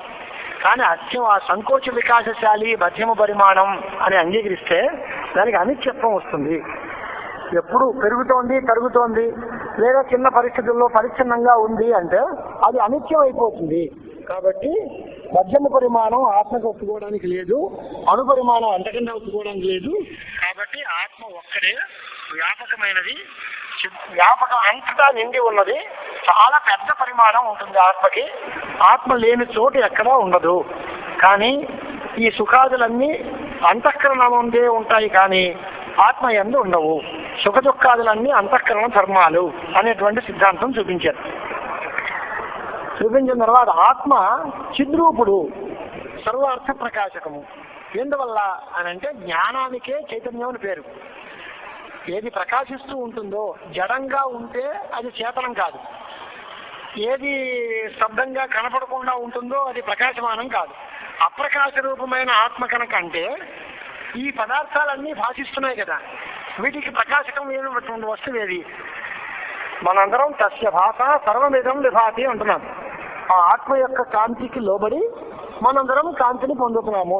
ఇప్పుడు ఆ ఆత్మే స్వయం ప్రకాశం కాదు, ఆత్మ కూడా అప్రకాశమే అంటే మనందరికీ కాంతిని ప్రసాదించేటువంటి వాడు మరో వస్తువే లేదు. కాబట్టి ఆత్మ ప్రకాశ రూపము అనేటువంటి మాట అంగీకరించాలి. అంతఃకరణము అనేటువంటి దానికి ప్రకాశం లేదు. అంతఃకరణమందు సుఖ దుఃఖాదులు అన్నీ ఉంటూ ఉంటాయి. ఆత్మ ఒక్కటే ఆనంద స్వరూపుడు అనేటువంటి మాట చెప్పి అత్యంత చాలా అవసరమైనటువంటి విషయాలు కొన్ని చెప్పిన తర్వాత ఇక్కడ ఆత్మకి జన్మ ఉంటుందా ఉండదా అనేటువంటి ఒక ప్రశ్న లేవదీశారు. బ్రహ్మరూపమైన ఆత్మకి జన్మ లేదు. ఆత్మకి జన్మ కనుక అంగీకరిస్తే అది కూడా అనిత్యమే అవుతుంది. ఎవ్వడూ కూడా ఆస్తికుడైన వాడు, పరలోకాన్ని అంగీకరించేవాడు ఆత్మ అనిత్యము అనడు. ఆత్మ అనిత్యము అందంటే ఇప్పుడు చేసిన మంచో చెడ్డో ఫలితాన్ని అనుభవించేదానికి వీడు ఉండడు అవతల. వాడు ఉంటే మళ్ళీ జన్మలో ఈ ఫలితాన్ని పొందుతాడు అనాలి. పరలోకం ఉంది, పుణ్యపాపాలు ఉన్నాయి, ఇప్పుడు చేసిన పనికి ఫలితాన్ని తర్వాత అనుభవిస్తాము అనుకునేవాడు ఆత్మ నిత్యుడు అనే అంగీకరిస్తాడు తప్ప ఆత్మ అనిత్యము అని కనుకంటే ఈ వ్యవస్థ అంతా కుదరదు. కనుక ఆత్మకి నిత్యత్వం చెప్పుకోవాలి. ఆత్మకి జన్మ లేదు. కల్పితమైన వస్తువులు ఉంటాయి. కల్పితమైన వస్తువులో కూడా అంశభేదాలు ఉంటాయి. ఇప్పుడు దీనిలో ప్రధానంగా అన్ని అంశాల్లోనూ, అన్ని వస్తువుల్లోనూ కూడా 5 అంశాలు ఉంటాయి. ఇది వేదాంతంలో చాలా ముఖ్యమైన మాట. అస్థి భాతి ప్రియం రూపం నామచేత్యంశ పంచకం ఆద్యం త్రయం బ్రహ్మరూపం జీవరూపం తతోద్వయం అని ఓ శ్లోకం. అన్ని పదార్థాల్లోనూ కూడా పేరు, దాని ఆకారము, నామము, రూపము. అలాగే అస్థి భాతి ప్రియం అనేటువంటి మాట ఒకటి.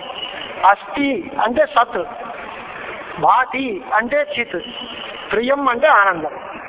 సచ్చిదానందం బ్రహ్మ అని అంటున్నాం కదా. బ్రహ్మ లక్షణాలు సత్, చిత్, ఆనందం. అవి 3 అస్థి భాతి ప్రియం అనే మాటల చేత చెప్పబడతాయి. ఈ జగత్తంతా నామరూపాత్మకం. ఇది జడం. ఈ దీనిలో ఆనందం కానీ, చైతన్యం కానీ, ప్రకాశం కానీ ఏమీ లేవు. మరి ఈ ప్రపంచం వస్తువు ప్రకాశిస్తోంది అంటే ఏంటి అని అంటే దాని యొక్క కాంతి దీనిలో పడుతోంది. తస్య భాష సర్వమిదం విభాతి. అంచేత చిదాభాస లేదా చైతన్య ప్రతిఫలనం వీటిల్లో ఉంటేనే, ఆత్మ చైతన్యం దీనిలో ప్రతిఫలించినప్పుడే జడ వస్తువులన్నీ ప్రకాశిస్తూ ఉంటాయి. ఆత్మ వస్తువు సర్వవ్యాపకం. నామరూప అంశము అనేది మారుతూ ఉంటుంది, అన్ని చోట్ల ఉండదు. ఈ నామం ఇంకో చోట ఉండదు, ఈ రూపం మరో వస్తువుకు ఉండదు. కానీ అన్ని వస్తువుల్లోకి కూడా బ్రహ్మ చైతన్యము సచ్చిదానంద స్వరూపమైన వస్తువు దీనిలో కనిపిస్తూ ఉంటుంది. కనుక ఏది వ్యభిచరితం అంటే ఎక్కడ ఒక చోట ఉంది ఒక చోట లేదో అవన్నీ కల్పింపబడ్డాయి. సచ్చిదానంద రూపములన్నీ నిత్యములు. కాబట్టి బ్రహ్మ సత్యం జగన్మిథ్య అనేటువంటి సిద్ధాంతం దీనిలో మనకు తెలుస్తుంది. షడ్భావ వికారములు అనేటువంటి మాట మనకు ఒకటి ఉంది. దేనికి జన్మ ఉంటుందో దాని తర్వాత 5 పరిణామాలు దానికి ఉంటాయి. జన్మ ఉన్నది ఉనికిని పొందుతుంది, వృద్ధిని పొందుతుంది, మార్పును పొందుతుంది, తగ్గుదలని నాశాన్ని కూడా పొందుతుంది. కాబట్టి జాయతే, అస్థి, వర్ధతే, విపరిణమతే, అపక్షీయతే, నశ్యతే అని షడ్భావ వికారాలు చెబుతున్నారు. ఆత్మకి జన్మే లేదు కనుక జన్మ లేనప్పుడు జన్మ తర్వాత వచ్చేటువంటి 5 వికారాలు కూడా లేదు. కాబట్టి షడ్భావ వికార శూన్యము ఆత్మ, స్వయం ప్రకాశము, చేతనము, సచ్చిదానంద స్వరూపము అనేది ఆత్మస్వరూపం. ప్రపంచము జడము, షడ్భావ వికార యుక్తము, పుట్టుక చావు గలది, కేవలం ఆత్మ సంపర్కం ఉన్నప్పుడు మాత్రమే ప్రకాశించేది, లేనప్పుడు ప్రకాశం లేనటువంటిది అనేది ప్రపంచం తాలూకు పరిస్థితి. ఆత్మకి వీటితో సంబంధం ఉందా అన్నారు. అంటే సంబంధం ఉందనేగా చెబుతున్నారు మీరు. ఆత్మ సంబంధం వల్లే ఇదంతా భాషిస్తోంది అంటున్నారు. ఆత్మ సంబంధం అంటే ఆత్మ యొక్క కాంతి దీనిలో ప్రసరించవచ్చు, కానీ ఆత్మ అసంగ, దానికి సంబంధం లేదు. అది ఎలాంటి వాటికి ఉంటుంది సంఘం అంటే, దానికి ఎదుర వస్తువు ఒకడు ఇంకొకటితో కలిశాడు లేదా స్నేహం చేశాడు అంటే సజాతీయులతో చేస్తారు లేదా విజాతీయులతో చేస్తారు. అంతేకాని ఇక్కడ సజాతీయ విజాతీయ స్వగత పదార్థములే లేవు కనుక నిరవయవము, దానికి ఒక అవయవం లేదు, సజాతీయములు లేవు, విజాతీయములు లేవు, స్వగతమైనటువంటి వస్తువులు కూడా అవయవాలు లేవు. అలాంటి నిరవయవమైన ఆత్మకి ఏ వస్తువుతోటి కూడా సంబంధం లేదు. కాబట్టి అహంకః అనే ప్రశ్న ఇది. దానికి సమాధానం ఏం చెప్పి, నీవు సచ్చిదానంద రూపమైన ఆత్మవి, ఈ ప్రపంచం అంతా నీకు సంబంధించింది కాదు, దానితో నీకు సంబంధం లేదు, అదంతా అవిద్యా కల్పితం అనేటువంటి ఆన్సర్ ఇచ్చారు. రెండో ప్రశ్న ఏంటి, జగత్తుకి కర్త ఎవరు అని అడిగారు. జగత్తుకి కర్త ఎవరు అనేటువంటి రెండో ప్రశ్నకి అర్థం ఏంటంటే, వ్యాపకమైన చైతన్యం ఉంది, దానికి మాయతో సహకారం చేసినటువంటి అద్భుతమైన శక్తితో కలిగినటువంటి దానివల్ల కొన్ని రకాల మార్పులు వస్తున్నాయి. ఆ మార్పులతో మాయావచ్ఛిన్న చైతన్యానికి ఈశ్వరుడు అని పేరు. ఆడే ఈ సృష్టికి కారణం. అంటే ఈశ్వరుడే సంసారానికి అంతటికి కారణము అంతే తప్ప కేవలం శుద్ధ చైతన్యము కాదు. ఈశ్వరుడు సర్వజ్ఞుడు, సర్వశక్తిమంతుడు, అన్ని రకాలమైనటువంటి స్వాతంత్ర్యాలు గలవాడు, నిత్యం అలుప్త శక్తికి సర్వజ్ఞత, నిత్యం అలుప్త శక్తి అనేటువంటివి ఆత్మ లక్షణాలు. అలాంటి సర్వజ్ఞుడైనటువంటి ఆ ఈశ్వరుడు చాలా గొప్ప శక్తి గలవాడు, ఏది చేయాలనుకుంటే అది చేయగలడు, స్వతంత్రుడు, ఒకడికి పరాధీనంగా ఉండడు. జీవుడు అలాంటి వాడు కాదు, అల్పజ్ఞుడు, పరాధీనుడు. ఈశ్వరుడు వ్యాపకుడు, నిత్యుడు. జీవుడు పరిచ్ఛిన్నుడు, తక్కువగా కొన్ని చోట్లలోనే ఉంటాడు, సర్వత్రా వ్యాపకంగా ఉండడు. కనుక ఈశ్వరుడికి జీవుడికి చిన్న భేదాలు ఉన్నట్టు కనిపిస్తున్నాయి, కానీ ఈ భేదాలు వాస్తవాలు కాదు. జీవ బ్రహ్మ అభేదం. ఈ జీవుడు ఆ చైతన్య స్వరూపుడే, ఈశ్వరుడు కూడా చైతన్య స్వరూపుడే. స్వరూపంలో ఇద్దరికీ భేదం లేదు, ఉపాధిని బట్టి భేదం వచ్చింది. కల్పితమైన ఔపాధికమైన భేదాలే తప్ప వాస్తవమైన భేదాలు లేవు అనేటువంటిది రెండో ప్రశ్నకి సమాధానం.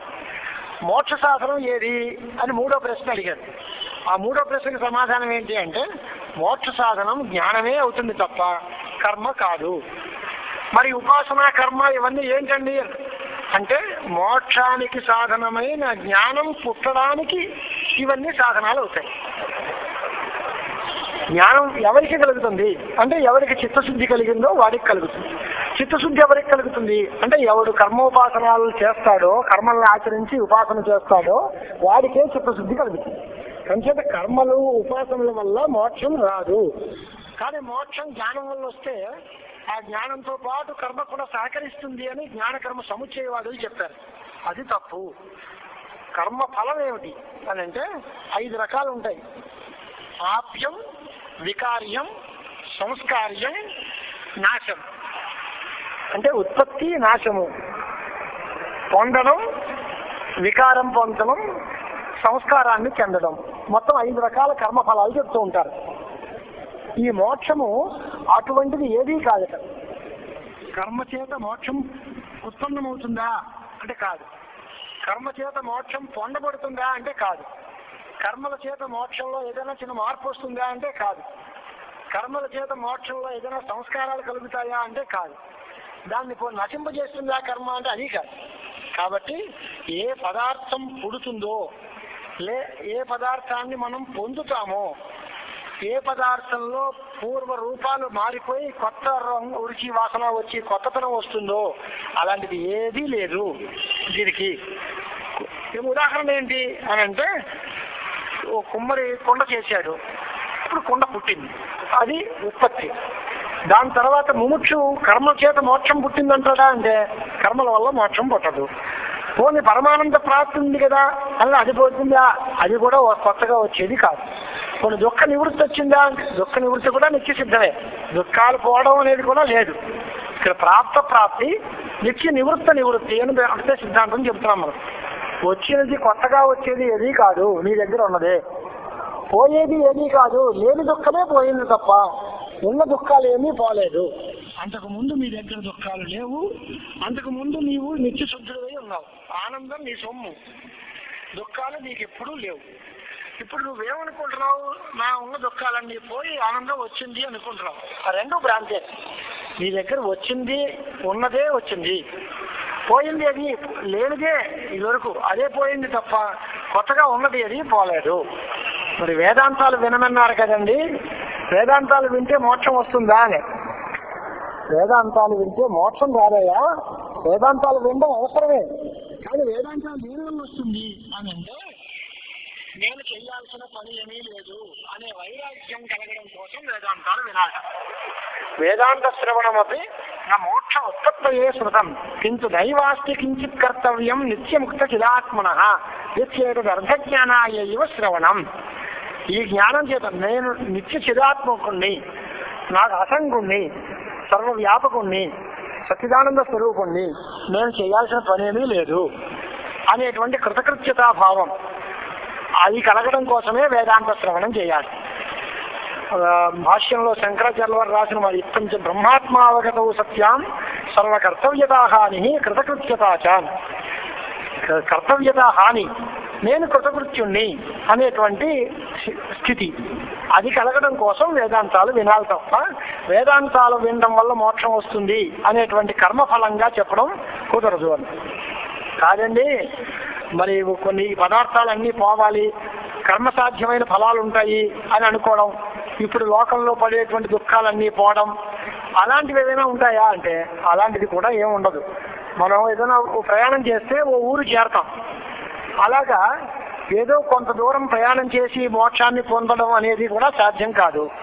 లేదా వంటొండి బియ్యాన్ని మెత్తపరిచి అందులో వికృతి అనే పేరుతోటి దానికి ఒక సంస్కారం ఏర్పాటు చేసి అన్నం మెత్తగా వండుకుని దాన్ని తిన్నట్టుగా మోక్షం మన ప్రయత్న సాధ్యమైనటువంటి వస్తువు కూడా కాదు. వికారము లేదు, సంస్కారము లేదు, ఇలాంటివన్నీ కూడా కర్మఫలాలు. కానీ మోక్షం అలాంటి కర్మఫలంగా చెప్పడానికి లేదు. చెబితే వచ్చే ప్రమాదం ఏంటి? యత్ కృతకం తద్ అనిత్యం. ఏది ప్రయత్న సాధ్యమో అది అనిత్యం అవుతుంది, అది పోవలసి వస్తుంది. మోక్షం నిత్య సిద్ధం, నిత్యము అనాలే తప్ప దానివల్ల కాదు. మరి కొంతమంది కర్మ ఉపాసన రెండు కలిసి మోక్ష సాధనములు అంటున్నారు కదా అని అంటే అది చాలా తెలివి తక్కువ మాట అని. కర్మ జ్ఞానానికి విరోధి అవుతుంది కానీ సహకారి కాదు. కర్మకు ఉండాల్సినటువంటి పరిస్థితి ఏంటి అంటే నేను చేస్తున్నాననే భావం ఉండాలి, నా పనికి ఇది ఫలితం ఉంది, ఈ ఫలితం కావాలి అనే కోరిక ఉండాలి. దాంట్లో ఉండేటువంటి ఒక దేవత, ఆ దేవత కోసం ఓ ద్రవ్యం, అది హోమం చేయడమో దానం చేయడమో ఏదో ఒకటి ఉండడం, ఇలాంటి పనులన్నీ ఉంటాయి. కానీ ఈ సముచ్చయవాదం చెప్పడం చాలా కష్టం. ఇందువల్ల జ్ఞానానికి కర్మకి అత్యంతం విరోధం ఉంది. విధి నిషేధాలకి విరోధము అని మీమాంసకులు చెప్తూ ఉంటారు. దానికి ఫలం, అధికారి, బుద్ధి, ప్రమేయం అన్నీ కూడా విరుద్ధంగానే ఉంటాయి. చెయ్యమని చెప్పే వాక్యాలకి ఫలం ఏంటి, చెయ్యొద్దని చెప్పే వాటికి ఫలాలేంటి? ఫల, బుద్ధి, ప్రమేయ, అధికారి, బోధక భేదత పంచత అత్యంత భిన్నత్వాద్ భేదో విధి నిషేధయో అని విధికి నిషేధానికి భేదం చెప్తారు. అలాగే కర్మకి జ్ఞానానికి కూడా భేదం చెప్పాలి. ఇది రాగము, అభినివేశము, ఫలాభిసంధి, కర్తృత్వము ఇవన్నీ ఉంటేనే కర్మాచరణ. అవన్నీ వదిలిపెట్టి నాహంకర్త, నాహం భోక్త, నేను కేవలం నాకేమీ అక్కర్లేదు అనేటువంటి జ్ఞానము, వైరాగ్యము మొదలైన సాధనాలతో కూడేది ఆ రెండో మార్గం. కానీ కర్మ మార్గము, మోక్ష మార్గము అనేటువంటిది ఒక చోట సాధ్యం కాదు. దేహాతిరిక్త ఆత్మవిజ్ఞానం ఉంటేనే కర్మ చేస్తాడు.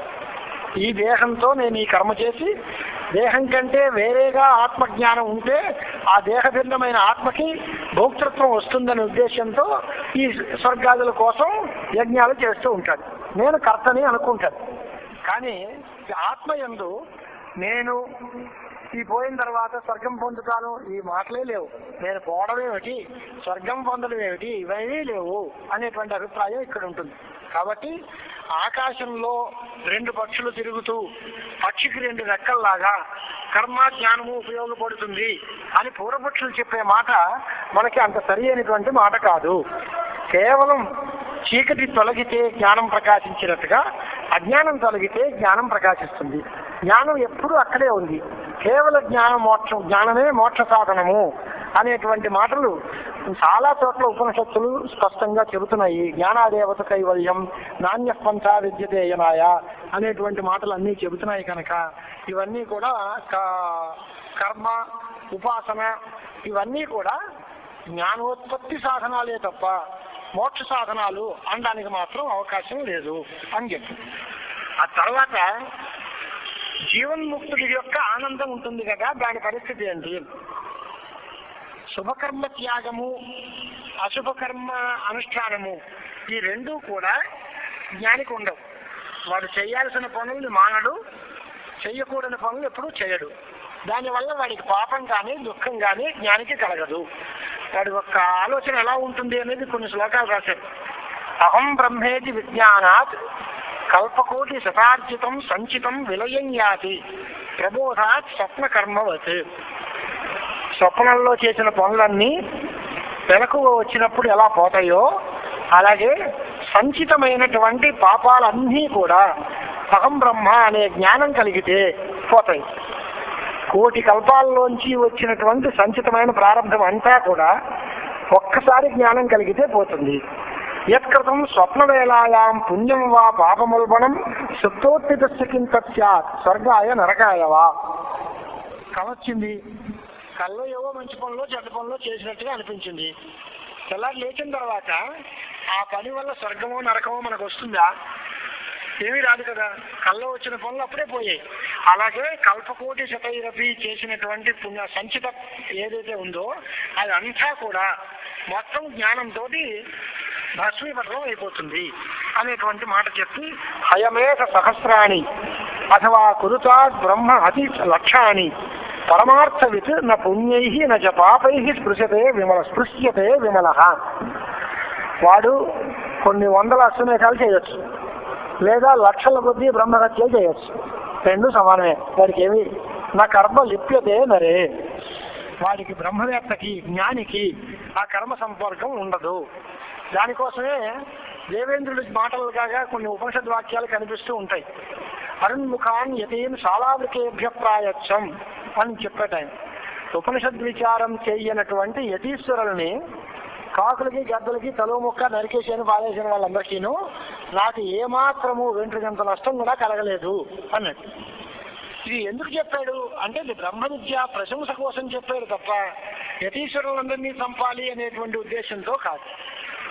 అంటే ఏం తేలిందంటే అయితే ఉపాసనలు అక్కర్లేదు, కర్మలు అక్కర్లేదు అనే అభిప్రాయమా అంటే అది కాదు. రాగద్వేషాది అంతఃకరణ ధర్మాలు సాధారణంగా ఏవేవో పనులు చేయిస్తూనే ఉంటాయి. అలాంటప్పుడు అంతఃకరణం చంచలం కాకుండా ఉండటం కోసం ఉపాసనం మాత్రం తప్పనిసరిగా చేయాలి. అంటే జ్ఞానికి కర్మల అవసరం లేదు, కానీ ఉపాసన అవసరం ఉంది. జ్ఞానానికి కర్మకి సముచ్చయం కుదరదు. జ్ఞానానికి ఉపాసనకి సముచ్చయం కుదురుతుంది. అద్వైతంలో కూడా మహాజ్ఞానులైన వాళ్ళు ఉపాసన చేయాలి, లేదా అంతఃకరణం చంచలమైపోతుంది. చంచలమైపోతే మళ్ళీ రాగద్వేషాదులకు లోనైపోవచ్చు. అంచేత ఎప్పుడు జ్ఞాన కర్మ సముచ్చయాన్ని ఖండిస్తారే తప్ప జ్ఞాన ఉపాసనల్ని మాత్రం రెండు ఒకసారి ఉండక్కర్లేదు అని అనక్కర్లే. ఉపాసన చేయడానికి నాహంకర్త అనే భావం ఉన్నా ఉపాసించవచ్చు. నాకు అక్కర్లేదు, ఫలం అక్కర్లేదు అన్నా దైవోపాసన చేయొచ్చు. నేను ఈ పనిని సాధిస్తాను అని పట్టుదల అక్కర్లేదు, ఉపాసన చేయొచ్చు. కానీ కర్మ అనే మాట అయితే జ్ఞానానికి విరుద్ధంగా ఉంటుంది. కాబట్టి కర్మకి జ్ఞానానికి విరోధమే తప్ప ఉపాసనకి జ్ఞానానికి ఎటువంటి విరోధము లేదు అనేటువంటి మాట చెప్తారు. ఎవరికి జ్ఞానం కలగలేదు, ఆత్మజ్ఞానం కలగాలనే కోరిక మాత్రం బలంగా ఉంటుంది. నాకు ఎటువంటి భోగాలు అక్కర్లేదు అని వైరాగ్యం శుద్ధంగా కలుగుతుంది అంతఃకరణం. అప్పుడు వాడు ఏం చేస్తాడు అంటే అలాంటి వాడే ఉత్తమ జిజ్ఞాసువు. మొట్టమొదట్లో శాస్త్ర ఆరంభంలో మొట్టమొదటి చెప్పిన మాట జిజ్ఞాసుల అధికారి అని చెప్పాం కదా మనం. పామరుడు, విషయి, జిజ్ఞాసువు, ముక్తుడు అని 4 రకాల జనం ఉంటారు. దాంట్లో పామరుడు అనేటువంటి వాడు శాస్త్రీయ వాసన లేకుండా స్వేచ్ఛా సంచారం చేస్తూ ఉంటాడు, వాడికి శాస్త్రం అక్కర్లేదు. విషయి అనేవాడు వాడికి పనులు కావాలనుకుంటాడు, ఫలితాలు కావాలనుకుంటాడు, కానీ దానికి శాస్త్రీయమైన మార్గాన్ని అనుసరిస్తూ చక్కగా వైదికమైనటువంటి కర్మలను చేసి దానివల్ల స్వర్గం పుణ్యం ఇలాంటివి సాధించుకుంటూ కాలక్షేపం చేస్తూ ఉంటాడు. వాళ్ళు కర్మసంగులు. నా బుద్ధిభేదం జనయే అజ్ఞానాం కర్మసంగినాం అని గీతల్లో చెప్పినట్టుగా అలాంటి వాళ్ళు కర్మటలైన వాళ్ళు కర్మ మార్గాలు చేసి దాంతో ఫలితాలు పొంది ఏదో ఉత్తమ జన్మ మళ్ళీ పడుతూ ఉండడం చేస్తూ ఉండడం వాళ్ళకంతా వాళ్ళు పడుతూ ఉంటారు. వాళ్ళ జోలికి కూడా ఈ శాస్త్రం అక్కర్లేదు. నిత్యముక్తుడైన వాడు అడిగే అక్కర్లేదు. ఇక జిజ్ఞాసు అయిన వాడి విషయంలోనే ఈ శాస్త్రం కావాలి. ఆ జిజ్ఞాస కూడా అసంజాత బోధోయ ఉత్తమ జిజ్ఞాసు యస్య మంద జిజ్ఞాసు తయోరభయోరపి కర్మోపాసనయో అధికారం నాస్తి. ఎవడు బోధ కలగలేదు, ఎందుకంటే జ్ఞానం పూర్తిగా రాలేదు, తీవ్రతరమైనటువంటి మోక్ష ఉంది, భోగేచ్ఛ లేదు, అలాంటి వాడు ఉత్తమ జిజ్ఞాసు. వాడికి శ్రవణాదులే చెయ్యాలి. అంతేకాని కర్మ ఉపాసన అంటే వాడి తీవ్రమైన జిజ్ఞాస ఉంది. జిజ్ఞాస దేని వల్ల పోతుంది అంటే జ్ఞానం వల్ల పోతుంది. నేను కర్మలు చేస్తాను, ఉపాసన చేస్తాను అంటే ఈ జిజ్ఞాస శాంతిస్తుందా? ఇచ్చకి విషయ సిద్ధే ప్రతిబంధకము అనే సిద్ధాంతం. కోరిక పుట్టితే ఆ కోరిక ఎలా పోతుందండి అన్నాడు. కోరిక పోవాలి అంటే దేన్ని కోరుతున్నావో ఆ వస్తువు తీసుకొచ్చి ఇచ్చేస్తే కోరిక పోతుంది. మంచినీళ్ళు తాగాలని కోరిక ఉంది, నువ్వు 1,00,000 మాటలు చెప్తే సుఖం ఏంటి? గ్లాసు మంచినీళ్ళు ఇస్తే పోతుంది ఆ కోరిక అంతే. తినాలనే కోరిక ఉంటే తినేస్తే పోతుంది. అలాగే తెలుసుకోవాలి అనే కోరిక ఉంది గట్టిగా, తెలుసుకోవడమే ప్రయోజనం అంతే. శ్రవణం చెయ్యి, తెలుసుకో అంతే తప్ప ఈ కర్మలు జ్ఞానాలు ఇవన్నీ ఎక్కర్లేదు అనేటువంటిది ఒక సిద్ధాంతం. కనుక కర్మోపాసనలకి అంతఃకరణ శుద్ధి, నిశ్చలత్వము అనేటువంటివి ఫలాలు. కనుక ఎవరికి ఆ ఫలాలు సిద్ధించిపోయాయో వాడు కర్మ ఉపాసన చేయాల్సిన పని లేదు. కర్మలు చేస్తే ఏం చేస్తుంది? చిత్తశుద్ధిని సంపాదించుకోవాలి. వాడి చిత్తం శుద్ధమైపోయింది అన్నాం. అలాగే ఏకాగ్రత సాధించుకోవాలి అన్న వాడికి ఏకాగ్రత ఉంది అన్నారు. ఇంకా అలాంటప్పుడు మళ్ళీ ఉపాసనలు ఎందుకు? ఏది లేదో దానికోసం ప్రయత్నించాలి కానీ ఉన్న వాటి కోసమే మళ్ళీ సాధనాలు ప్రయత్నం చేసుకుంటూ ఉంటే 5వ క్లాస్ పాస్ అయ్యాం, మళ్ళీ 4వ క్లాసులో చేరతాను, మళ్ళీ 5వ క్లాసులో చేరతాను ఎందుకండి అంటాం. తర్వాత 6వ క్లాసులోకి వెళ్ళడానికి ప్రయత్నించాలి కానీ వచ్చిన దాన్నే చదివిన దాన్నే మళ్ళా చదవడం అనే మాట కాదు. మామూలుగా సామాన్యేచ్ఛతో జ్ఞానమందు ఏదో ఓ మామూలు కోరిక ఉంది, శ్రవణం ప్రవర్తిస్తాడు, కానీ అంతఃకరణంలో మాత్రం భోగాలు పొందే ఆసక్తి ఉంటుంది. వాడు మంద జిజ్ఞాసు. అప్పుడు కూడా శ్రవణం మానేసి వాడు ఏం చేస్తాడు అని అంటే కేవలం కర్మఫలాలను చేసేది అనుకోండి, అప్పుడు మళ్ళీ ఆ పక్కదారే పడతాడు వాడు. అంచేత వేదాంత శ్రవణం చాలా ముఖ్యం. అంతఃకరణ శుద్ధి కలిగే వరకు కర్మలను ఆచరిస్తూ ఉండాలి. అంతఃకరణ శుద్ధి కలిగిపోయిన తర్వాత దీని మీద దృష్టి ఎక్కువ పెట్టాలి కానీ కర్మల మీద ఎక్కువ దృష్టి పెట్టకూడదు. అంచేత ఏం తేలిందనమాట, జ్ఞాని అయిన వాడు, ఉత్తమ జిజ్ఞాసు అయిన వాడు, వాడికి కర్మలు ఉపాసనలతో పని లేదు. కానీ ఎవడైతే మంద జిజ్ఞాసు అయి ఉండి వేదాంత శ్రవణమందు ఆసక్తి కలిగి ఉంటాడో వాడు కనుక ఉంటే వాడు నిష్కామ కర్మల్ని ఉపాసనల్ని చేసుకుని అధికారాన్ని పొంది భోగమందు ఇచ్చ తగ్గించుకుని జ్ఞాన ఇచ్చ మాత్రమే పెంచుకుని తర్వాత వేదాంతం ద్వారా జ్ఞానానికి సంపాదించుకోవాలి. అంటే మంద బోధకి కర్మోపాసనలు విరోధులు, దృఢమైన బోధకి కర్మ ఉపాసన విరోధులు కావు అని తేలింది. అంటే జ్ఞాని పనులు చేస్తాడా మాంటాడా అని. జ్ఞాని పని చేస్తాడు కానీ అది ఆభాసగా కర్మ ఆభాసే అవుతుంది కానీ కర్మ కాదు. కర్తృత్వాభిమానంతో చేసిన పని అవుతుంది. అభిమానం లేకుండా పని చేస్తూ ఉన్నా ఆ పని కాదు. కర్మని అకర్మయ పశ్యేత్ అకర్మని చ కర్మయ స బుద్ధిమాన్ మనుష్యేషు. కర్మని అకర్మయ పశ్యేత్ అంటే అర్థం ఏంటి అంటే కర్మ చేస్తూనే ఉంటాడు, నేను చేస్తున్నాను అనుకోడు. యస్య నాహంకృతో భావ అని ఇంకొకరికి చెప్పారు గీతల్లో. ఎవరికి అహంకారం లేదు, ఎవరికి ఫలం కావాలి అని కోరిక లేదు, వాడు పని చేస్తున్నా చేయలేట్టే. దానికి ఉదాహరణ ఏంటి అంటే భ్రాష్ట్రస్థాహ యవాహ దగ్ధ బీజా.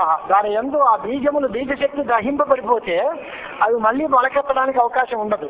ఎంత మంచి క్షేత్రంలో వేసినా ఓసారి కాల్చి వేపడంలో వేచేసినటువంటి గింజలు మళ్ళీ మొలకెత్తే అవకాశం లేనట్టుగా ఈ కర్మల సంస్కారములన్నీ కూడా ఈ దీంతో పటాపంచులు అయిపోతే వాడికి కర్మలు చేస్తూ ఉన్నా కురవన్నపి నా కరోతి, చేస్తున్నా చేసినట్టు కాదు, వాడికి కర్మలేపం ఎట్టి పరిస్థితుల్లోనూ ఉండదు. అది జ్ఞాని యొక్క కర్మ, అది కర్మ ఆభాసము అన్నట్టు. ఎవరు చెప్పారు కానీ ఉపసంహార గ్రంథంలో మనం ఏం చేస్తామండి అంటే హే సౌమ్య మయా ఉపదిష్ట సర్వోయమర్థ సర్వవేదసార. నేను చెప్పిన ఈ ఉపదేశాలు ఉన్నాయే ఇవి వేదాలన్నిటి యొక్క సారం. ఏతదర్థజ్ఞానేన జనమరణ ప్రవాహ రూప అపారహ సంసార మహోదధి తస్య తరణం అనాయాసేన తే సిద్ధ్యేత్. ఈ సంసార సముద్రంలోంచి నువ్వు బయటపడడానికి అవకాశం ఉంటుంది. చెప్పానన్నారు కానీ మరొక్కసారి సారం కాదు చెప్పండి సార్ గురువు గారు అని మళ్ళీ అన్నట్టు. అన్నీ చెప్పేశారు కానీ ఏం చెప్పారో జ్ఞాపకం లేదు. మళ్ళీ ఒక్కసారి సారం ఏదైనా చెప్తారా అంటే ఉపదిష్టార్థ సంగ్రహం వచ్మి. మళ్ళీ ఒక్కసారి ఉపసంహారం చెప్తాను వినండి. జీవస్వరూపంలో జగత్తుకి కర్త అయిన వాడు ఈశ్వరుడు. వాడు నీకంటే వేరు కాదు. నీవు సచ్చిదానంద స్వరూపుడు అయిన బ్రహ్మవు. కాబట్టి ఈశ్వరుడు నువ్వు ఒకటే అనేటువంటి మాటతో నీవు దైన్యాన్ని వదిలి నిజస్వరూపాన్ని తెలుసుకో. జనన మరణ ప్రవాహానికి అతీతమైనటువంటి శుద్ధమైన బ్రహ్మమే నీ స్వరూపము. ఈ దృశ్యమైన సమస్త జగత్తు కూడా నీ వల్లే ప్రకాశిస్తోంది, నీ యందే కల్పింపబడింది. నీ అజ్ఞానం చేతనే ఇదంతా నువ్వే సృష్టించుకున్నావు. నువ్వు ఒక్కసారి దాన్ని అంతటినీ సంహరించి అవినాశీ వారేయమాత్మా ద్రష్టవ్య, నీవు నాశనహితుడమైనటువంటి ఆత్మవి అనేటువంటి దాన్ని నువ్వు తెలుసుకుంటే ఈ దృశ్య ప్రపంచాన్ని అంతటినీ చూసి నువ్వు బాధపడవలసిన అవసరం ఏదీ లేదు. దేవతలకు దేవతవి నువ్వే. అఖండమైన ఆనందము నీ స్వరూపమే. జగజ్జీవేశ్వరాదులన్నీ విడిగా ఏమీ లేవు, మాయాకల్పితములే. దీనికి ఈయన రాసిన శ్లోకాలు 3 శ్లోకాలు రాశారు. దైన్యం పరిత్యజ్య నిజ ఆత్మరూపం సచ్చిత్ సుఖం పశ్య సదా అద్వితీయం. జన్మాది శూన్యం పరమేవ తత్వం బ్రహ్మాసి శుద్ధం నిజబోధ రూపం. నిత్యబోధ స్వరూపమైన సచ్చిదానంద స్వరూపమైన అద్వితీయమైన ఆత్మస్వరూపాన్ని నువ్వు చూసుకో. దైన్యాన్ని వదిలిపెట్టు. దృశ్యం సమస్తం దృగభిన్న ఆత్మ త్వమేవ విద్యోతయసి స్వభాష స్వ అజ్ఞానత సర్వమిదం విసృజ్య పశ్చాత్య సంహృత్య విశిష్యసే అజహ. మొదట్లో దాన్ని సృజించిన, చిట్ట చివరికి సంహరించిన, అదంతా నీ చేతిలో పని. అజ్ఞానం చేత సృష్టి చేస్తున్నావు, జ్ఞానం చేత లయం చేస్తున్నావు. తెలియకపోవడం తెలియడం అంతే తేడా తప్ప నీకంటే వేరేగా ప్రపంచం ఏదీ లేదు. మిథ్యా ప్రపంచం దృష్ట్వాపి నకించిత్ ఖిద్యతే తవ. మిథ్యా ప్రపంచాన్ని చూసినా నీకు ఎటువంటి దుఃఖం కలగదు. తవ మనః నకించిత్ ఖిద్యతే అని. దేవాదిదేవోపి త్వమేవ సుఖ నిరధికి మాయావశత భాతి జగత్ జీవేశ విభ్రమ స్వప్నవత్ రజ్జు సర్పాదివత్ శుక్తికా రజతాదివత్.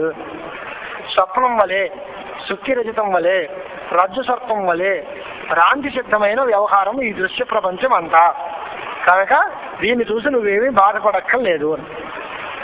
జ్ఞానం చాలా గొప్పది అని తేల్చారు. జ్ఞానం కలిగితే మనకి అంతా మంచిదే అన్నారు. జ్ఞాన సాధనాలు ఏంటి, ఏం చెయ్యాలి నేను చెప్పండి. ఇప్పుడు సిద్ధాంతం చెప్పేసారు, బాగానే ఉంది. ఇప్పుడు నేను చేయాల్సిన పని ఏమిటి అని అంటే లౌకిక స్థితిలోకి వచ్చి ఉపదేశం చేస్తున్నారు ఆయన. పదార్థముల యందు దృఢమైన ఆసక్తిని వదులుకో, రాగాన్ని పెంచుకోకు, ద్వేషాన్ని కామాన్ని దూరం చేసుకో, రాజస గుణ ప్రవృత్తుల్ని తామస ప్రవృత్తుల్ని పూర్తిగా తగ్గించుకో, సత్వగుణాన్ని బాగా పెంచుకో. దీనివల్ల నీకు జ్ఞానం బాగా కలుగుతుంది అని.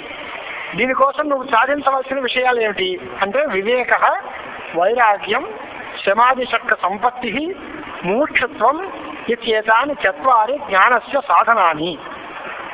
జ్ఞానానికి సాధనాలు ఏవేమిటి అని అంటే ఇవి బహిరంగ సాధనాలు, అంతరంగ సాధనాలు అనేటువంటివి రెండు రకాలుగా ఉంటాయి. వివేకము అంటే నిత్యానిత్య వస్తు వివేకం, అది ముందు చెప్పాలి. వివేకం కలిగితేనే వైరాగ్యం పుడుతుంది. అంచేత వివేకమే ముందు చెప్తున్నాడు. ఎలాంటిది వివేకం అంటే అంటే ఈ సంసారం అంతా మిథ్యాభూతము అని కలిగితేనే నీకు వివేకం కలుగుతుంది. అనిత్య వస్తువుల యందు మమకారం ఉండదు. ఇదంతా అనిత్యము అనేటువంటి వివేకం కలిగితే బ్రహ్మ నిత్యము, ప్రపంచమంతా మిథ్య అనే వివేకం కలిగితేనే వాటి మీద వైరాగ్యం కలుగుతుంది. అలాగే ఆత్మ ఒక్కటే సత్యము అనేటువంటి వివేకం తెలిస్తేనే ఇతర సాధనాలన్నీ కూడా దానంతటా అవే మనకి అలవాటు పడతాయి. కాబట్టి శాంతి, దాంతి మొదలైనటువంటి గుణాలని, ముముక్షుత్వాన్ని సాధన చతుష్టయంగా మనం స్వీకరించి ఇవన్నీ తీసుకోవాలి. దీంట్లో రెండు రకాలైన ఆలోచన పద్ధతులు ఉన్నాయి. శాంతి, దాంతి మొదలైనవి అంతరంగ సాధనాలుగా ఉన్నాయి అని అనుకుంటూ ఉంటాం మనం. కానీ వీటిని అన్నిటినీ బహిరంగ సాధనాలనే అన్నాడు ఈయన. వివేకం, వైరాగ్యం, శమదమాదులు, ముముక్షుత్వము ఇవన్నీ కూడా బహిరంగ సాధనాలే. జ్ఞానానికి అంతరంగ సాధనం ఏంటి అంటే శ్రవణాదులే. శ్రవణం, మననం, నిధిధ్యాసనం. దాని వల్ల మాత్రమే ఈ మూడే, శ్రవణాదులు మూడే అంతరంగ సాధనాలు అనేది ఈయన సిద్ధాంతం. జ్ఞానస్య అంతరంగ సాధనంతో శ్రవణాధికమేవా. శ్రవణ రూప సాధనం చేత జ్ఞానము అనేటువంటిది మీకు వస్తుంది. అది ఒక సూర్యుడు లాంటిది. ఆ సూర్య జ్ఞానం ఎప్పుడైతే కలిగిందో, సూర్యుడి కాంతి కలిగితే, సూర్యుడు ఉదయిస్తే చీకటి దానంతటా అది పోయినట్టుగా అంధకారము, అజ్ఞానము అనేది తొలగిపోతుంది. అలాంటి జ్ఞానము ఎలాగ స్వరూపం వర్ణింపబడింది అదంటే సాంఖ్యాది సిద్ధాంతాలలో చెప్పిన జ్ఞానం కాదు బంది. జ్ఞానం నిత్యశుద్ధం. సాంఖ్యులు చెప్పే జ్ఞానం వేరు, వృత్తి రూపం. వాళ్ళ జ్ఞానం మనకు కాదు. మోక్ష సాధనమైన జ్ఞానము ఎలాంటిది, రాగ వైరాగ్యాలకి క్రమంగా అతీతంగా ఉండేటువంటి స్థితిని సంపాదించుకోవాలి. అజ్ఞానికి చిహ్నం రాగం, జ్ఞానికి చిహ్నం వైరాగ్యం. జ్ఞాని అజ్ఞాని అనేది కూడా ఒక స్థాయిలో ఉండేటువంటి భేదాలు. జ్ఞాని కూడా మోక్షం పొందిపోయిన తర్వాత నేను జ్ఞానిని అనుకోడు, వాడి జ్ఞాన స్వరూపమే అవుతాడు. జ్ఞానము గలవాడు అనేది కూడా కింద స్థాయే. నేనే జ్ఞానము అనేటువంటి స్థితికి వచ్చినప్పుడే వాటిలో పరిపూర్ణమైనటువంటి మోక్షం వస్తుంది. కనుక రాగ వైరాగ్యములన్నీ కూడా శైథిల్యాన్నే కలగజేస్తూ ఉంటాయి. కాబట్టి విషయములు అన్నీ నిజము అనేటువంటి ఆలోచన ఉంటే నీకంతా దాని మీద మమకారం పెరుగుతుంది, నీకు ఈ మార్గంలోంచి దూరం అయిపోతావు. కాబట్టి రాగ వైరాగ్యాలన్నింటినీ చాలా బాగా దృష్టిలో పెట్టుకుని జ్ఞానాన్ని సంపాదించుకోవడానికి ప్రయత్నం చెయ్యి. ఆ జ్ఞానం మాకు ఎలా వచ్చేస్తుందండి అని అంటే మహావాక్యార్థ విచారం చెయ్యాలయ్యా. మహావాక్యాలని బాగా పరిశీలిస్తే మహావాక్యాల వల్లే ఈ బ్రహ్మ అద్వితీయత్వ జ్ఞానం అంటే జీవుడు బ్రహ్మము ఒకటే అనే జ్ఞానం కలుగుతుంది. మహావాక్యం అంటే ఏంటి అంటే మనం ఇదివరకే అనుకున్నాం 4వ ఆవర్తనలో, అదేది 4వ తరంగంలో ఏమవుతుంది అంటే ఐక్య బోధక వాక్యానికి మహావాక్యం అని పేరు. ఐక్య బోధ ఎలా కలుగుతుంది? జీవుడు వేరే స్వరూపంలో ఉన్నాడు, ఈశ్వరుడు వేరే స్వరూపంలో ఉన్నాడు, వేరే వేరే పదాల చేతి చెప్పబడుతున్నారు అని అంటే వాక్యార్థములకు ఐక్యం కుదరదు, లక్ష్యార్థములకే ఐక్యం కుదురుతుంది.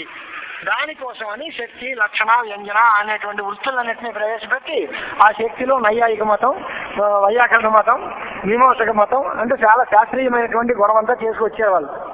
ఈశ్వర సంకేతం శక్తి అని నైయాయికులు అంటారు, వాక్యవాచక భావం సంబంధాంతరం శక్తి అని వైయాకరణులు అంటారు, జ్ఞాపక భావం శక్తి అనేటువంటిది ఇంకోళ్ళు అంటారు, బోధకత్వం శక్తి అనేది మరొకటి అంటారు. ఈ శక్తులన్నింటినీ తీసి భక్త మతంలో సాంఖ్య మతంలో ఆ శక్తి స్వరూపాలన్నీ చూపించారు అనుకోండి. మళ్ళీ లక్షణ స్వరూపాల దగ్గరకు వచ్చి శక్య సంబంధం లక్షణాన్ని కొంతమంది, బోధ్య సంబంధం లక్షణాన్ని మరికొంతమంది, శక్తితావచ్ఛేదక ఆరోపణ లక్షణాన్ని మరికొంతమంది, ఇలాగ లక్షణా స్వరూపాలని కూడా చాలా మంది చాలా రకాలుగా చేశారు. కానీ విచార్యమానే భాగత్యాగ లక్షణ, జహద జహల్ లక్షణ అనేది మనకి ఉపయోగపడే లక్షణ అనేది దీనికి ప్రకృతంలోకి ఆయన తీసుకొచ్చారు. భాగత్యాగ లక్షణ అంటే పదస్య వాచ్యార్థే అంశమేకం విహాయ అంశాంతర గ్రహణం భాగత్యాగ లక్షణ సైవ జహద జహల్ లక్షణేది ఉచ్యతే. అంటే ఒక పదములకు అర్థం చెబుతాం, ఆ అర్థంలో కొంత భాగాన్ని వదిలేసి కొంత భాగాన్ని తీసుకోవడం. అలాగే మరొక పదంలో కూడా రెండు అంశాలు ఉంటే ఒక అంశాన్ని వదిలేసి ఇంకో అంశాన్ని తీసుకోవడం. ఈ తీసుకున్న రెండు అంశాలు ఒకటే అవుతాయి. అది ఐక్యం అంటే. తత్పదార్థానికి సర్వజ్ఞుడైన చైతన్యుడు, సర్వజ్ఞత్వ విశిష్ట చైతన్యం తత్పదానికి అర్థం. దీనిలో రెండు భాగాలు, సర్వజ్ఞత్వము చైతన్యము. దానిలో సర్వజ్ఞత్వాన్ని వదిలేస్తాం, చైతన్యాన్ని స్వీకరిస్తాం. కించిజ్ఞత్వ విశిష్ట చైతన్యం అంటే కొద్దిగా తెలిసిన చైతన్యం. ఈ కొద్దిగా తెలిసిన అనే అంశం విదేశీ చైతన్యము అనే అంశం తీసుకుంటాం. ఈ రెండు అంశములు ఒకటే కాబట్టి జీవో బ్రహ్మైవ నాపరహ అనేటువంటి సిద్ధాంతం. ఇలాగా పదముల యొక్క అర్థాల్లో కొంత భాగాన్ని విదిలి కొంత భాగాన్ని తీసుకుంటే దానికి భాగత్యాగ లక్షణ అని పేరు. అలాంటి దానికే స్వయం దేవదత్త అనేది లోకంలో ఉదాహరణ. అలాంటిదే మహావాక్యముల యందు చెప్పే లక్షణ. తత్వమసి మహావాక్యం తీసుకున్నారు. ఇందాక మనం అనుకుంటే తత్పదానికి సర్వశక్తిమంతుడు, సర్వజ్ఞుడు, ఇవి వ్యాపకుడు, ఈశ్వరుడు, స్వతంత్రుడు అయినటువంటి అర్థం. మాయ అధీనంలో పెట్టుకున్నవాడు, బంధమోక్ష రహితుడైన వాడు, ఈ ప్రపంచానికంతటికి కారణమైన వాడు ఆయన తత్పదార్థం.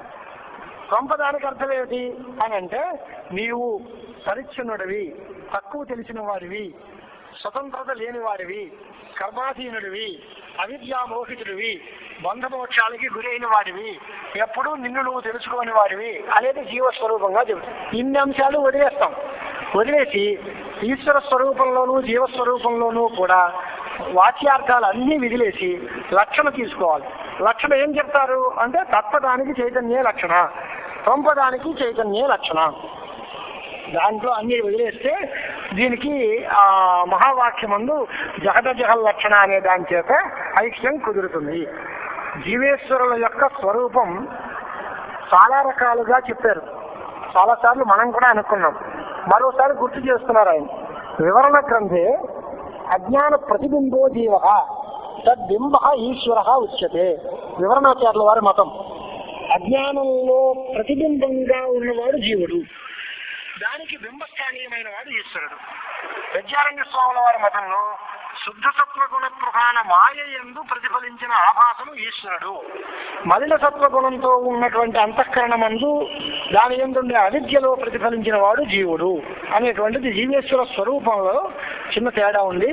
దీనిలో మళ్ళీ ఆభాసవాదం, ప్రతిబింబవాదం, అవచ్ఛిన్నవాదం అని రకరకాలైనటువంటి శాస్త్రీయమైన వాదాలన్నీ చూపించారు. ఈ 4 వాక్యాలు మనం పైన రాసుకున్నటువంటి మహావాక్యాలు తత్వమసి, అయమాత్మ బ్రహ్మ, అహం బ్రహ్మాస్మి ఇలాంటి వాక్యాలు అన్నిటిలోనూ కూడా ఈ భాగత్యాగ లక్షణాన్ని ప్రవేశపెట్టి ప్రజ్ఞానం బ్రహ్మ అలాంటి వాక్యాల్లో అన్నిటిలోనూ కూడా జీవ బ్రహ్మైక్యాన్ని మనం చెప్పాల్సి వస్తుంది అనేటువంటిది మహావాక్యములలో లక్షణ స్వరూప విచారం చేశారు. ఇలా చేసిన తర్వాత ఈ స్వప్న గ్రంథం గురూపదేశం చేసిన తర్వాత శిష్యుడు ఏమన్నాడంటే వాడి మాటలు వింటున్నాడు. ఇత్థం శ్రుత్వా కృతార్థ అభూత్ వాక్యం శిష్య గురోర్ముఖాత్ ఇత్థం అన్యోపి యఃకశ్చిద్ వేద చేత్ చిద్విచారణాత్ నిశ్శేష దుఃఖనాశాత్ సవ్యేవ విముచ్యతే సర్వమేతత్య ఉపదిష్టం స్వప్నవత్ స్వవికల్పితై. అంటే గురువు వేదాంత శాస్త్రాదులు విద్యాభూతములు అయినా సరే దానివల్ల మాకు ప్రయోజనం ఉంది అని. మధ్యలో ఒక చిన్న దృష్టాంతం చూపించారు. ఒక దారిలో నడుస్తున్నారు ఇద్దరు. దారిలో నడిచిన తర్వాత అక్కడ జంక్షన్ వచ్చింది. ఆ జంక్షన్లో ఇద్దరు కొంచెం వెళ్ళే దారిలో ఒకడు వెనకాల ఉన్నాడు, ఒకడు ముందు వెళ్ళాడు. ఆ జంక్షన్ రెండు వైపులా వెళ్తోంది. వీడు వెళ్లాల్సిన చోటుకు వెళ్లే మార్గం ఒకవైపు, ఇంకో వైపు దారి కూడా ఉంది. ఏదో వై జంక్షన్ లాంటిది ఏదో జంక్షన్ వస్తే ఆ పక్క దారి పెట్టామనుకోండి ఎక్కడికో పోతాం. ఈ నిజమైన దారిలో మనం వెళితే మన గమ్యానికి చేరుకుంటాం. వాడు ఏం చేశాడు, మొదట వెళ్ళిన వాడు అపమార్గంలో వెళ్ళిపోయాడు. వెళ్ళిపోయి కొంత దూరం వెళ్ళిపోయిన తర్వాత మళ్ళీ వాడు ఇది మార్గం కాదు అని తెలుసుకుని మళ్ళీ వెనక్కి వచ్చాడు. వాడు వెనక్కి వచ్చే నాటికి ఆ జంక్షన్కి చేరాడు రెండో వాడు. వచ్చిన తర్వాత వాడు ఏం చెప్పాడు, నాయన ఇది దారి కాదు ఇది దారి అన్నాడు. చెబితే నాయన నువ్వు తప్పుడు దారిలో వెళ్ళావు కదా, తప్పుడు దారిలో వెళ్ళిన నువ్వు నాకు మంచి మార్గాన్ని ఎలా ఉపదేశిస్తావు అని అడుగుతున్నావా మనం? వాడు తప్పుడు దారిలోనే వెళ్ళాడు, తన తప్పును వాడు గుర్తించుకున్నాడు, ఇది తప్పని తెలుసుకున్నాడు, కిందకు వచ్చాడు, వచ్చి నాకు సరైన దారి చూపించాడు. మరి చెప్పింది నిజమని నమ్మి ఇలాగే వెళ్ళిపోతాం, మనం గమ్యానికి చేరతాం కదా. అలాగే అపమార్గంలో ద్వైతంలో వ్యవహార కాలంలో ఉన్న గురువులు వేదాంతాలు కూడా మనకి సహకరిస్తాయి. మనం ఆ ద్వైత మార్గంలోనే వెళ్ళిపోక్కల, వాళ్ళు దానిలోంచి బయటకు వచ్చి వాళ్ళ నిజస్వరూపాన్ని తెలుసుకుని మనకి ఈ రకమైనటువంటి మంచి సాధన ఉపాయాలను చెప్పడానికి అవకాశం ఉంటుంది అనేటువంటి మాట చెప్పారు. అక్కడ వాళ్ళు చెప్పిన తర్వాత ఇప్పుడు ఈ సంసారం అనేటువంటి వనం నశించాలి అంటే నీకు మార్గం చెప్తాను విను అని గురువు గారు ఈ అగ్రద దేవుడికి ఉపదేశం చేస్తున్నారు. మహావాక్యార్థ విచారం ఒక్కటే నాయన దీనికి మార్గం, ఇది తప్ప ఇంకా ఏ రకమైనటువంటి మార్గాంతరం లేదు. నాస్తి ఉపాయాంతరం మహావాక్యార్థం సమ్యక్ విచార్య అహమస్మి అగ్రధ ఇది నిశ్చిత్య దృఢతరం ఉద్ఘుష్య వద అన్నాడు. నేను అగ్రధుణ్ణి. అగ్రధుడు వాడి పేరు కదండి. అగ్రధ అంటే వాంఛారహితుడు, ఆశాపాశం లేనివాడు, ఇచ్చలు లేనివాడు, కోరికలు లేనివాడు. కోరికలు లేకపోతే ఇంకేముంది, శ్రోత్రియస్య అకామహతస్య బ్రహ్మానంద.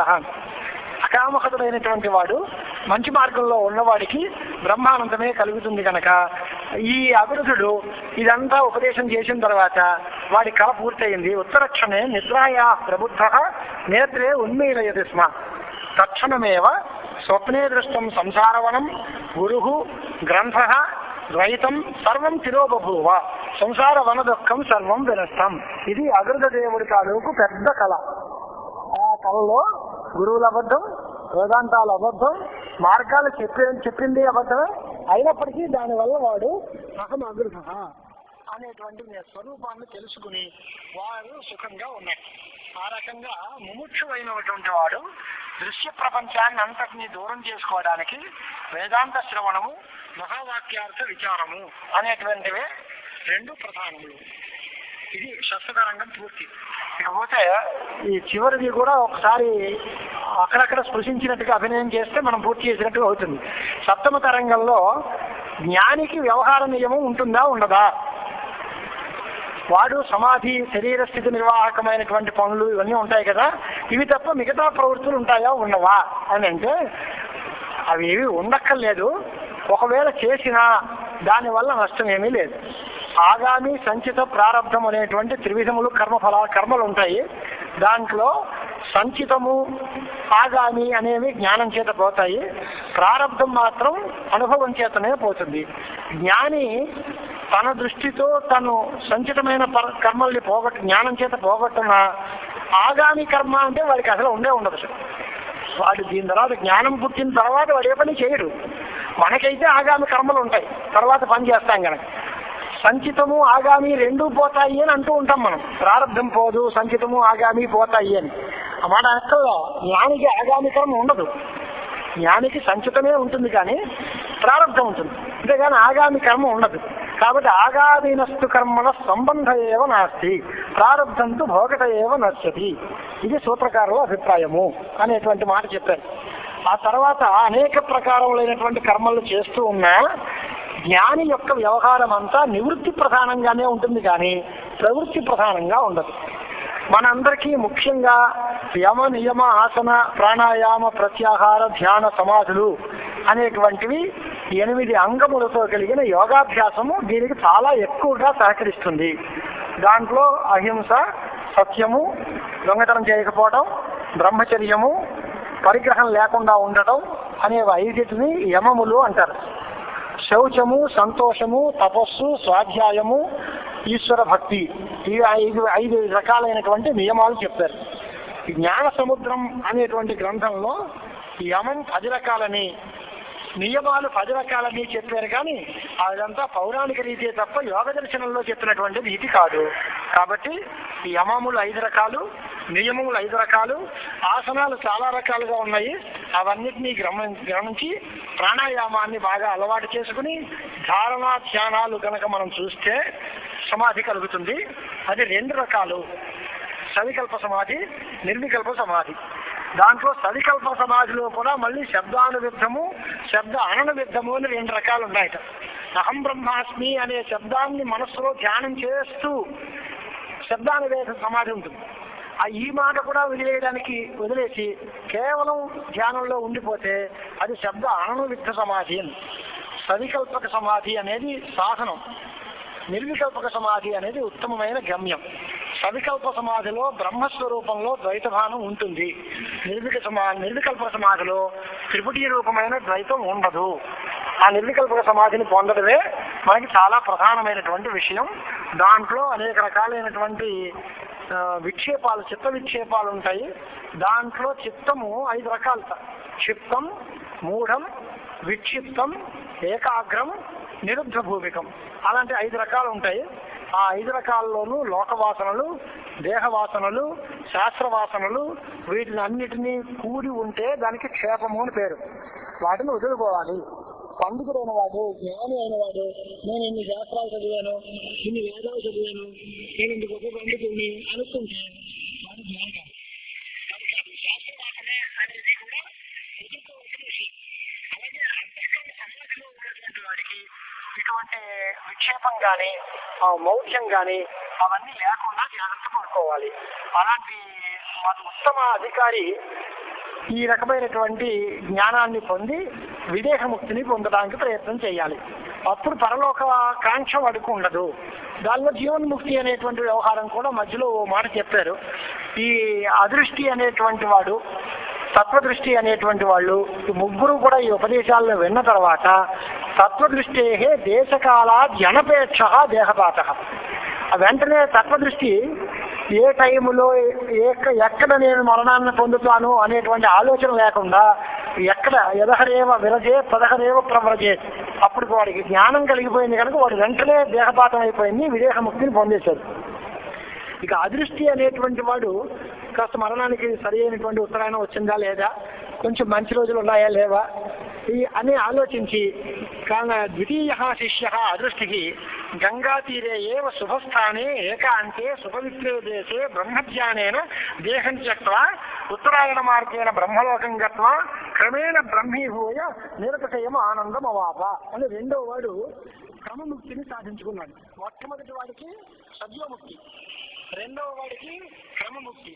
ఈ మూడో వాడు ఏం చేశాడు అంటే వాడు దాని తర్వాత యాదృశధ్యేయ విషయకం జ్ఞానం పూర్వం అసకృత అకరోత్ ఉపాసక తస్య తాదృశధ్యేయ విషయక స్మృతౌ అంతత సత్యామేవ ఉపాసనాఫలం సిద్ధ్యతి అని అదృష్టికి ఉత్తమ దేశభూతమైన గంగా తీరంలోనే మిగిలాడు. అక్కడే నిరంతర బ్రహ్మధ్యానం చేస్తున్నాడు. అక్కడే దేహపాతం అయింది. కానీ వాడికి వెంటనే మోక్షం అనేది రాలే. మళ్ళీ చింతన చేసిన తర్వాతనే వాడికి ఉత్తమ లోకాలు రావడానికి అవకాశం ఉంటుంది. తర్క దృష్టి అనేటువంటి వాడు ఇంత వాంగ్మయం ఉంది కదా, ఇన్ని రకాల వేదాలు, శాస్త్రాలు, వేదాంగాలు, అనేక రకాలైన పురాణాలు ఇలాంటివన్నీ ఉన్నాయి కదా, వీటన్నిటికీ ఎక్కడ తాత్పర్యం అనేది బాగా ఆలోచించుకోవడం ప్రారంభించారు. చతుర్నామపి వేదానాం బ్రహ్మజ్ఞానే ఏవ తాత్పర్యం.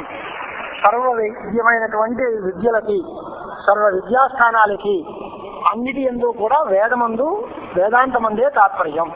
దాంట్లో కొన్ని జ్ఞేయ బ్రహ్మని బోధిస్తాయి, కొన్ని ధ్యేయ బ్రహ్మని బోధిస్తాయి, కొన్ని కర్మల్ని బోధించినా వాటికి కూడా చిత్తశుద్ధి ద్వారా జ్ఞానమందే తాత్పర్యం చెప్పాలి. కర్మల్ని బోధించే వాక్యాలకి కూడా కర్మల్ని చెప్పడం వరకే తాత్పర్యం కాదు. కర్మల్ని బోధించి ఈ కర్మలు వాడు ఆచరించి చిత్తశుద్ధిని సంపాదించుకుని జ్ఞానం పొంది మోక్షం పొందాలి అన్నంత వరకు తాత్పర్యం చెప్పాలి. ఇలా కనుక చెప్పినట్లయితే అన్ని దర్శనాలు, అన్ని శాస్త్రాలు, అన్ని పురాణాలు, అన్ని రకాలైనటువంటి వాంగ్మయ ప్రక్రియలు ఇవన్నీ కూడా అద్వైతానికే దారితీస్తాయి. కాబట్టి సమస్త శాస్త్ర ప్రమేయమైనటువంటి వేదాంతాన్ని శ్రవణ మనన నిధిధ్యాసలు చేసుకుని మనం దాని యొక్క ప్రయోజనాన్ని పొందాలి అనేటువంటి మాట చెప్పారు. తర్వాత శుభసంతతి రాజు గారు ఈ ముగ్గురు కొడుకుల్ని కలిసిన తర్వాత ఆయన బాగా చింతతో ఉన్నాడు, ఆలోచిస్తూ. చేసిన తర్వాత ఈ కొడుకులందరూ మా గురువు గారు మాకు ఇలాంటి ఉపదేశాలు చెప్పారు అని తండ్రి గారికి వీళ్ళు మళ్ళీ తిరిగి బోధ చేశారట. ఆయన కూడా జీవన్ముక్తుడయ్యాడు అనేటువంటి మాట చెప్పి, సంవత్సరితమైన దేవతల్ని మీరు ఉపాసించినా, ఏ మూర్తి పూజ చేసినా వాటి అన్నిటికీ చివరికి నిర్గుణ పూజ యందు ధ్యానమందే పరమ తాత్పర్యం అనేటువంటి మాట చెప్పారు. దాంతో ఈ వేదం ఈ గ్రంథం పూర్తి చేస్తున్నారు. హస్తినాపురత పశ్చాత్ యోజన అష్టాదశాన్విదే గ్రామేతు కిహడౌల్యాఖ్యే గ్రంథోయం రచితో భవత్ అని ఢిల్లీకి 18 యోజనాల దూరంలో కిహడౌలి అనేటువంటి ఓ ఊరిట, ఆ ఊళ్ళో రాసేట ఈయన పుస్తకాన్ని. విదేహముక్తి సమయే ఏన అభేదం ప్రభేదిరే బ్రహ్మనిష్టాః తథా వేదాః కారణం యత్ సువంతి వ్యావృత్త నామరూపాత్మ జగతి అనుగతంతు యత్ వేదాంత వేద్యం తల్లక్ష్యం అస్తి భాతి ప్రియాత్మకం ఏకం నిరుపమం తత్వం శుద్ధాద్వైతం చిదాత్మకం విషయావగమం జ్ఞానం స్వయం విషయవర్జితం అఖండం సచ్చిదానందం మనోవాగాద్యగోచరం సర్వేషాం ప్రత్యేగాత్మానం పరం బ్రహ్మ భవామి తత్ అహమేవ పరం బ్రహ్మ మయి సర్వం ప్రకల్పితం ఇది యత్ కృపయా బుద్ధం సద్గురుం తం నమామ్యహం అని చెప్పారు. ఈ మాట ఆయన గ్రంథకారులు ఆయన తాలూకు ఉదాత్తత చూపించడం కోసం ఆ ఆవర్తదాసులు రాసిన దాల్లో ఆయన రాసేది ఏమని రాసేదంటే, అనేక వేదాంత సిద్ధాంత రత్నగర్భితోయం విచారసాగరాఖ్యో గ్రంథ కృష్ణమధీతం వ్యాకరణం సాంఖ్యన్యాయాని శాస్త్రాణ్యపి క్రమేణ సమగ్రమవలోకితాని అశేషాః అద్వైత వేదాంత గ్రంథాశ్చ పరిశీలితాః నా అనవలోకిత అస్తి గ్రంథ ఏకోపి. చూడని పుస్తకం ఒక్కటి కూడా లేదు. అన్ని వేదాలు చదివాను, అన్ని సిద్ధాంతాలు తెలుసుకున్నాను, అన్ని వేదాలని సమగ్రంగా అర్థాన్ని అనుసంధానం చేశాను. అయినా నా విలజ్జే భాషారచనాయాం, నేను నా భాషలో హిందీలో ఈ పుస్తకాన్ని రాయడానికి సిగ్గుపట్టం లేదు. పరోపకార చింతయో ఆత్మహేతు. సంస్కృత ప్రబంధం వ్యాకరణ శాస్త్ర మర్యాదలు తెలియకపోతే అర్థం కాదు కనుక భాషా ప్రబంధం హిందీలో నేను రాశాను అందరికీ అందుబాటులో కోసం అని అలా ఆయన చెప్పాడు. అంటే అంత గొప్ప పండితుడు, అంత యోగి అనుభవాన్ని పండించుకుని ఇచ్చిన పుస్తకంలో అక్కడక్కడ 4 ముక్కలు ఏదేదో మాట్లాడుకున్నాను తప్ప గ్రంథం అంతా చెప్పాననేటువంటి అభిమానం కానీ గర్వం కానీ ఏమాత్రమూ లేదు. చింతన చేయడానికి చాలా మంచి పుస్తకం. ఆ అవకాశాన్ని మీరందరూ నాకు మళ్ళీ ఒకసారి ఇచ్చారు మళ్ళీ చదువుకోవడానికి. సర్వం శ్రీ గురుచరణార్పణమస్తు.